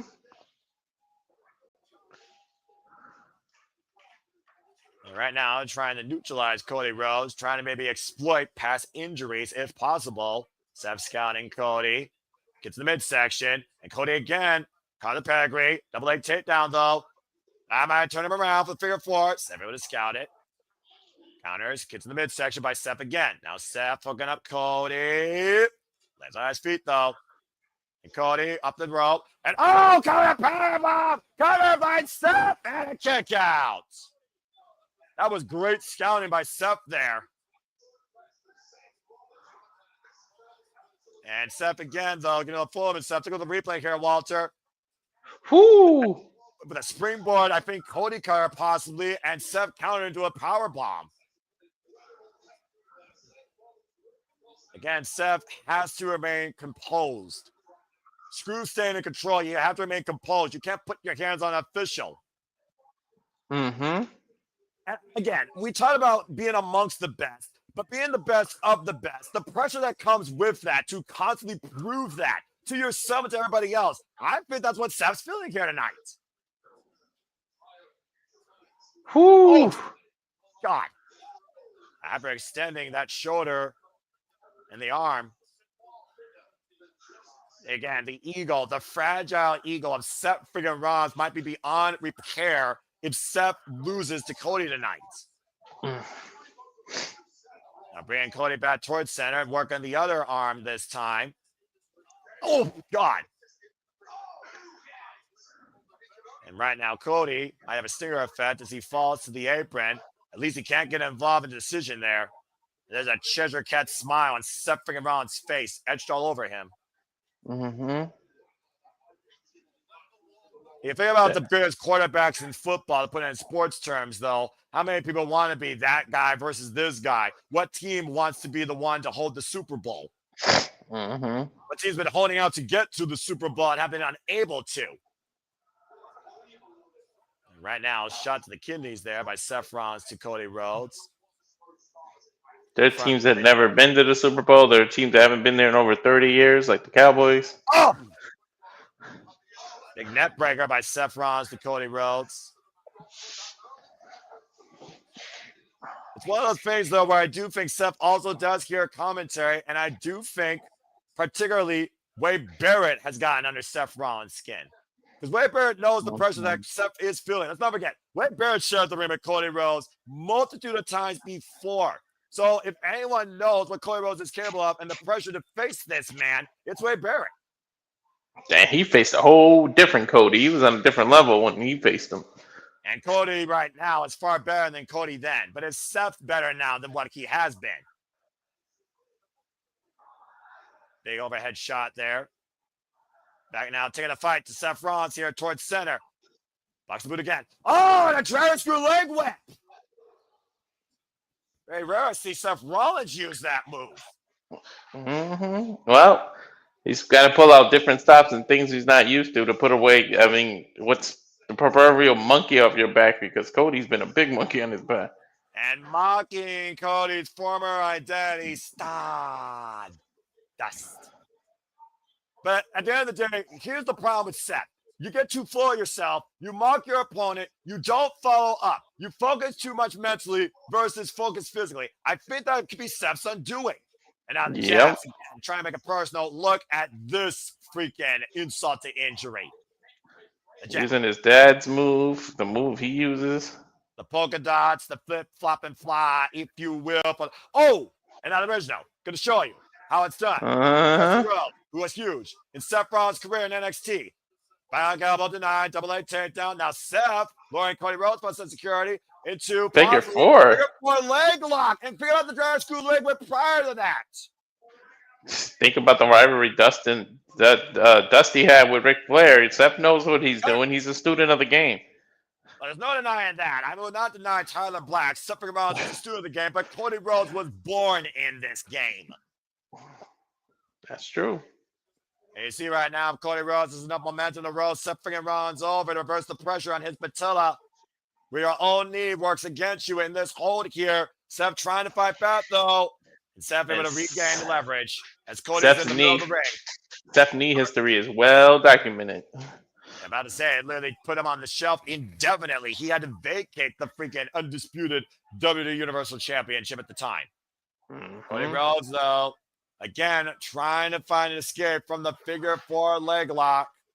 I think the first time you heard it was that sunset flip of Kane in the corner. Exactly, and Cody Rhodes reversed the pressure, and now Seth's knee is his own worst enemy. Yep. As he has to go to the ropes to force the break. Your own undoing. And then you see the sequin blue, WrestleMania 38. You see the dark brown, WrestleMania Backlash. You see the polka dots, WWE Hell in a Cell. All the homages, all the scars, all the defeats etched on Seth Rollins' gear tonight. You see right now Seth Rollins slow to get back to his feet. Cody staggering. Cody, big elbow. I'm not sure how much force he's getting on that without that forward momentum. And Seth answering one in kind. Right? Double strike here. And you hear the iron saying, F him up, Cody, F him up. That called, of course, Seth Rollins a wanker last night. Big right hand by Cody Rhodes, staggering Seth Rollins. This is the Royal Rumble, though. And Central first cuts the top rope. That was hilarious last night, by the way. Oh, about to say. Big up kick, though. And Cody, what the hell? What's he doing? Oh. Unprettier? Probably a vertebra breaker. Wow. You don't see this move too often in WWE. No. And it's still going to be a lot of trouble here. Oh. This is vertebra breaker. Yo, you don't see that. Yeah, Boatman down to your point. Watch the way that Seth slides on his tailbone. Uh-huh. And Cody couldn't even follow that up with a pin right now. Again, it's for the Men's Crown Jewel Championship. Second ever Men's Crown Jewel Champion. Cody Rhodes, the inaugural champion. Coming in here as the defending champion. Looking to make it only 2 years in a row, but 4-0 against Seth freaking Rollins. In all honesty, that last second slide might have saved Seth. Cody blocks the shot. Now Cody fast off the ropes again. Runs through Seth. Because he could have landed on his neck. Exactly. Watch out! Big power slam. And once again, Seth Rollins might spiral into his own misfortune. Disaster get connects. Sense of urgency now for Seth to find a way to bounce back here and make a comeback as Cody with the jabs, looking for a flip, flop, and fly. Bionic elbow. Not denied this time. Yeah, but Seth goes to the outside of the ring. Now Cody looking to follow up again. Topic on Cena. Driving Seth into the barricade. How often do you see him dive? Quite a bit, actually. And Cody Rhodes, with all the momentum in the world, has come to a complete standstill on the outside of the ring as Seth is down. But again, the only way this ends is count out, pinfall, or submission. And I don't think either man's looking for a count out. Yeah, usually Seth tries to take a cheap way out, but I think this match means too much to him. Off the second. Cutter! Rhodes, 2 in a row! Kick out! Whoa, nice. Oof. Take a look at the replay here. Beautiful Cody cutter springing off the second and hooking Seth Rollins face first down the mat. Boop. The test of endurance being put into play here now for Seth freaking Rollins. Mm-hmm. Cody Rhodes definitely is right now in the offensive position. Now Cody looking to follow up here. Back to his feet. Has Seth Rollins where he wants him. Looking to hook him up for crossroads. Seth able to sit up from underneath. Roll up now by Seth Rollins. Kick out at 2. Swing and a miss. And Seth catching Cody. It's a Gurry. A kick up. Not now, but a kick. That's unique. Hook in the midsection off the attempted disaster kick. This time double underhook. Pedigree connects. And Seth Rollins is the game over. Kick out at 2. Woof. Whoo-wee. And nod to not only the man that pits segment rounds as the future, but to Cody Rhodes, fair professional wrestler, Paul Levesque Triple H pedigree in the middle of the ring.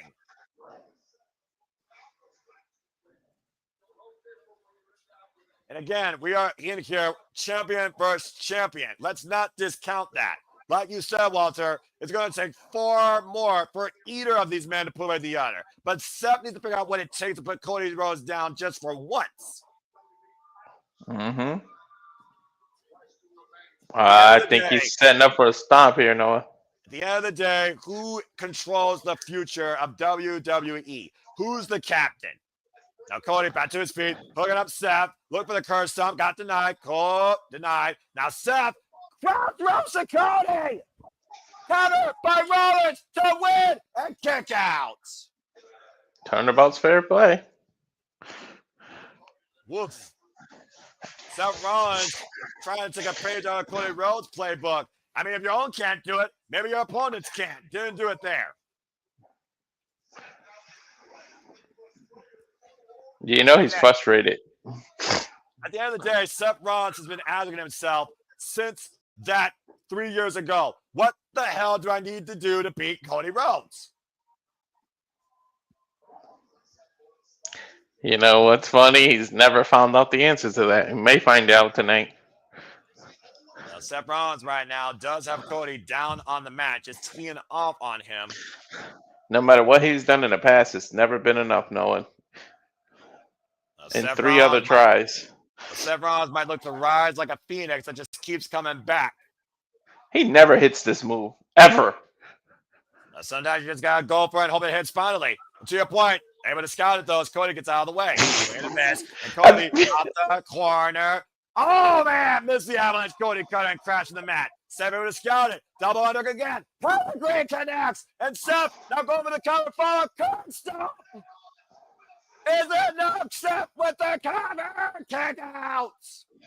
How the hell did he kick out of a pedigree stomp combo? Again, what the hell does Seth need to do? I don't know, Walter. Not to mention, Cody crashed on the mat out of the corner off that failed avalanche attempted Cody cutter. All jokes aside, though, when's the last time you see Seth Rollins actually hit that move? CM Punk clash in Paris thanks to Becky Lynch. Oh, yeah, that's right. Arguing with the official, at the end of the day, the only one he has to argue with is himself.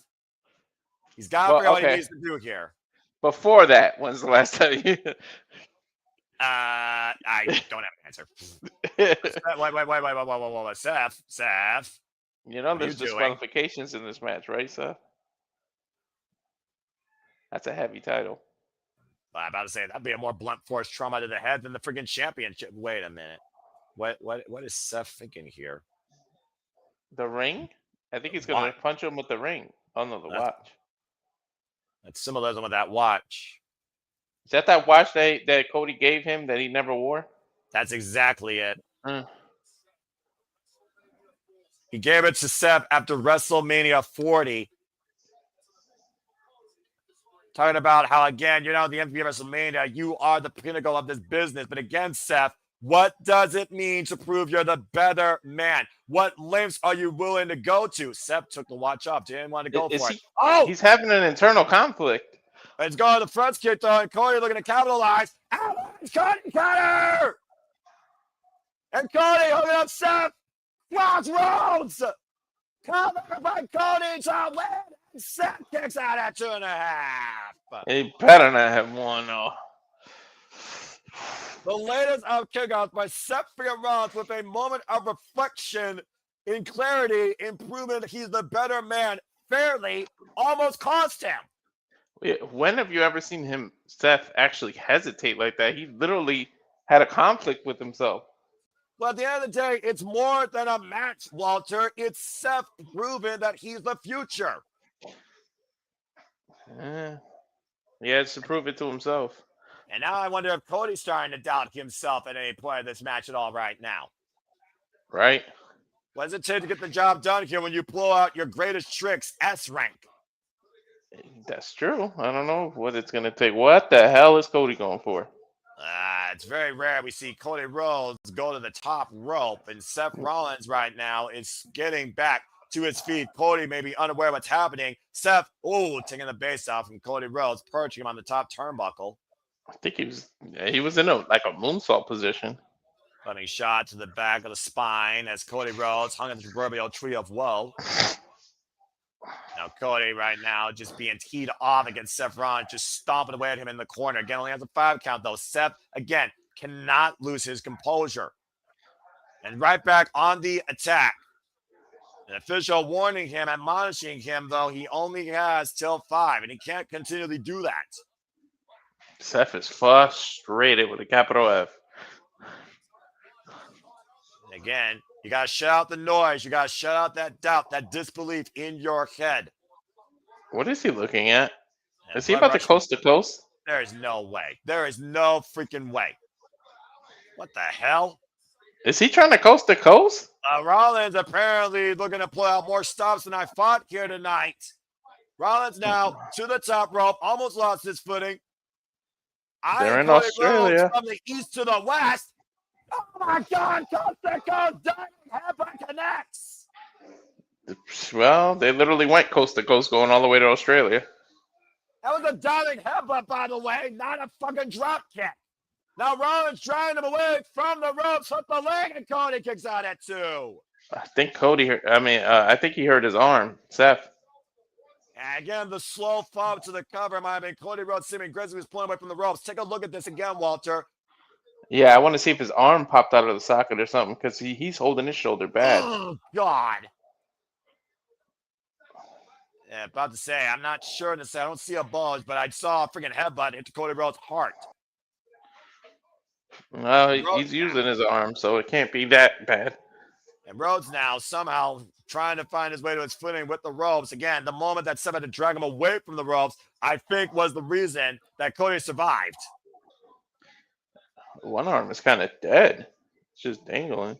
About to say, he there may we go. hurt it a little bit to a degree. Maybe, again, some stinger effect in play. And Cody perched on the top turnbuckle by Seth this time. And the top turnbuckle, Seth looking for some big offense here. Might be looking for that giant superplex Falcon Arrow takeover out of the corner. Still shaking out that left arm, by the way, to your point. Mm-hmm.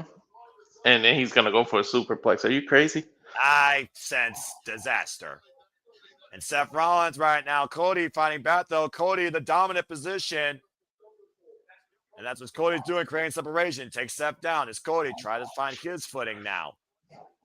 Again, on the second turnbuckle pad is Cody. Seth, though, springing up like a cat to the top rope. Got Cody cooked, possibly. Uh-oh. Big risk here. Spanish fly? Seth hooks Cody up on the top rope. With Spanish fly connects. Yo, Seth never does that. Avalanche Spanish fly. Rock bottom. Covered by Seth on Cody. Kick out 2.5. Did he just see the Ushig or Ushig? What the? That was a rock bottom, dude. That was a Uranagi. Yo, Seth is like pulling out everything. Well, again, what do you need to do to beat Cody Rhodes? I look at this match, some of the G1 Climax 32, where Will Ospreay trying to beat Kazuchika Okada, pulling out some of the greatest moves from Okada's greatest rivals. Dude, Remember, Cody told The Rock, go fuck yourself in the Elimination Chamber. He didn't sell his soul. Yeah, and he just used the rock bottom against him. And Seth Rollins right now with a moment to reflect and regroup and reset, unable to put Cody Rhodes away as this match continues. Doubt is creeping into Seth bad. Again, and right now Seth Rollins is eyeing Cody Rhodes, who is literally crawling towards Seth on his knees. Could he be one stomp away, Noah? Well, it could be a stomp that sends Cody to hell. Is he trying to avalanche stomp him? Oh, and Cody, whatever he was doing, denies Seth Rollins the ascent. I think he was going for an avalanche stomp. That's a good way to blow your knee out. Yeah. Again, That shoulder is really bothering Seth. It really is. And the wear and tear of Seth freaking Rollins in being the guy 24/7, 365. I think it's finally catching up to bite him in the ass. And right now, Cody, what in the fuck is this? Oh, hell no. Avalanche. Oh, dear God. Oh, dear God. Out of the corner off the top rope. No fucking way. Avalanche crossroads. Oh, it's over. It's over. It's a half of the front leg. Seth kicked out. What the fuck? Yeah, how do you kick out of that, Noah? A crossroads off the top rope. That should have been the end of all ends for Seth freaking Rollins' vision. On a bum shoulder, too. And somehow, referee in perfect position, Seth got the left shoulder up. He lifted the hurt shoulder up off the ground. How was he able to do that, Noah? It goes to show how much he trusts in his vision, how much he wants to bring his vision to fruition, how bad he wants to win this match. Not just for the Men's Crown Jewel Championship, but to beat Cody Rhodes for the first time ever. How hungry, how willing are you for a first versus a consistent? I don't think Seth gives a shit about that Crown Jewel Championship or anything. It's just about his own pride. Cody Rhodes again back to his feet, and Seth staggering here. There's a reason why Cody Rhodes called Seth freaking Rollins quarterback 1B MVP of WrestleMania 40. To your point, 2 straight nights, an hour plus of combat, defending the World Championship unsuccessfully against Drew McIntyre with a bad knee, fighting The Rock and Roman Reigns to help Cody finish his story with a bad back. And still Seth freaking Rollins is back here 1 year later with no stopping in sight, looking to beat Cody Rhodes for the first time ever and claim this Men's Crown Jewel Championship. I mean, last year, literally, Cody and Seth's paths were parallel. And Cody and Seth just teeing off on each other, both men down to the mat. Now the quad kicks by Seth freaking Rollins here. Dude, Seth is literally on one arm. And Cody now going for his own quad kicks, the boots to the forehead of Seth freaking Rollins. Neither of these men are giving an inch to each other. Cody again, looking to hook Seth up, possibly for another crossroads. Seth able to escape. Rollins able to escape to the midsection. Now Cody now. Now Cody. Now looking to hook Seth for and Seth. Oh, no. Wait a minute. Come on now, Seth. Don't do this. Cody unaware that Seth has that watch in his hand. Back elbow strike. Now Cody off the ropes. Oh, no. There goes the ref. Ref bump. Now Cody now got Seth cloaked. Oh, and Seth not Cody out of that watch. He ducked him. He dumped him. Damn, he clocked him. And Seth Rollins' desperation reached an all-time low with that freaking shot. By hook or by crook? Delivering the death blow with that watch. Cody's time may be up. Cody has no clue where he is right now. Rollins with a stop. Please win, Seth. God dang. And What Seth the knows hell how is he tough doing? Cody is. He's not going for the cover. He's looking for more offense out of the corner. He's going for that avalanche stomp he was trying to do earlier. And I see Cody coming too. Seth Rollins eyeing Cody Rhodes from above, Cody from downward, and Seth. Avalanche curb stop! Holy shit. Seth Rollins with the cover. Seth freaking Rollins wins the Men's Crown Jewel Championship. Set on his own. It might have been a watch to help, but Good God. his vision continues. The vision, reeking of desperation tonight, ends in a first-time accomplishment for Seth freaking Rollins. Hook or by crook, you can't deny Seth freaking Rollins has beaten Cody Rhodes for the first time ever tonight and proves that he's the better of him, at least for one night. I don't think Seth even realizes he won. Look, he's like, I won? I won? Well, either way, he now realizes it, and Cody Rhodes might have a busted jawline, to your point. Avalanche curb stomp and a watch to the side of the jaw takes the American Nightmare down, and Cody Rhodes loses the Men's Crown Jewel Championship here tonight. There will be no streak. There are 2 first-time champions, and Seth freaking Rollins is the second ever to do it. That's why he popped his shoulder out of his socket. Yeah, it was never the same after that, but that Avalanche Spanish Fly follow up by Seth freaking Rollins into, that was a rock bottom, dude, straight up. And he kept kicking out. And then how the hell did Seth survive this Avalanche Crossroads out of the corner, top turnbuckle? I will never fucking know. Bro, That and he was wasted no time covering him. It's not like he delayed it. He covered him right after. And to your point, he kicked out with a bad shoulder. But Seth realized where he was, left that watch in play, and when the ref, one momentary ref bump, turn around, Seth capitalizes. Cody was looking for one that's emphatic crossroads, jacked Cody's jaw and knocked him out cold. Dude, right under the eye. He hit him right in the cheek. And then in one last emphatic avalanche curve stomp, to your point, Seth freaking Rollins proves for the first time he's better than Cody Rhodes. No vision. How much the landscape has changed in WWE with Seth freaking Rollins at the helm. Uh-huh. From helping Cody Rhodes finish his story at WrestleMania 40 to continuing his own legacy tonight at Crown Jewel, Perth, Australia, with Paul Levesque putting the belt around him. Another accolade for Seth freaking Rollins, dude. He just keeps adding to his resume, huh? And no kidding. Defiant to the very end was Seth freaking Rollins, and very much might be the same truly for his vision. As you see the men's Crown Jewel Championship ring given to Seth freaking Rollins. He earned it. Well, it is one thing for sure, Walter. I think it's safe to say Seth freaking Rollins sees his vision clear as day more than ever now. What a freaking match. What a win. Mm-hmm. Hey, man. This is better than WrestlePalooza. WrestlePalooza was shit. Don't even talk about that show. It shouldn't have existed. That being said, Crown Jewel ends with Stephanie Vaquer and Seth freaking Rollins being given the rings and ushering themselves as the better champions. Let's see if it just ends normal. And to your point, Walter, Seth Rollins, despite the watch, he did do it all on his own.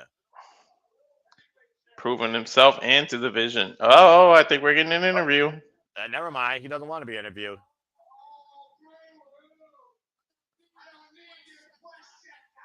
Okay, don't disrespect Captain Kelly. How's it feel to get that monkey off your back? Hey, I said it. Yeah, you did. And he's echoing it. Seth Rollins got that proverbial monkey off his back. There's no denying that. It feels better than any of you could ever imagine. Because some of us dream impossible dreams. And some of us have the fortitude to reach those dreams.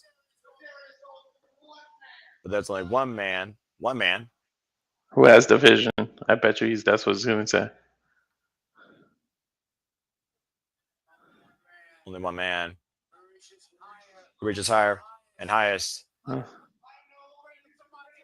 I'm no longer the greatest of my generation. I prove tonight I'm the greatest of all time. That's right. There's only one, and he is a I visionary. think maybe Brock Lesnar. He is revolutionary. He is Seth freaking Rollins. I might be wrong about Brock Lesnar. Well, I don't know if here comes the pain, but indeed, here is the vision. Seth freaking Rollins, indeed, tonight is the crown jewel of WWE. There's no denying that. If he wasn't confident before, he sure as hell is confident in himself now. And he is beat up.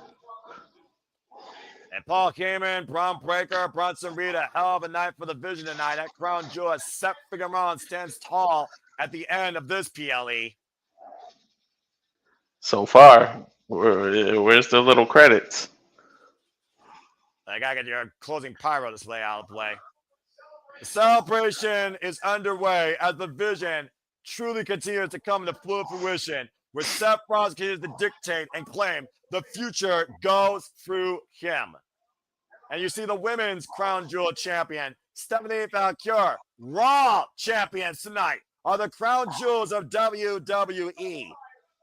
Here tonight in Perth, Australia, we go down under and rise above with Seth Rollins and Stephanie Vaquer, the crown jewels of WWE. For Walter Cruz, I'm Noah Foster. We are super reliable. This has been WWE Crown Jewel, Perth, Australia. Thank you all for tuning in. We'll see you tonight for Saturday shenanigans and some other watch-along events. Until next time, happy Saturday. Make a positive impact in life. Have a good night. This has been WWE Crown Jewel, Perth, Australia. Your winner, Stephanie Vaquer and Seth freaking Rollins. Walter, cut the fucking feed. Oh, God. With freaking pleasure.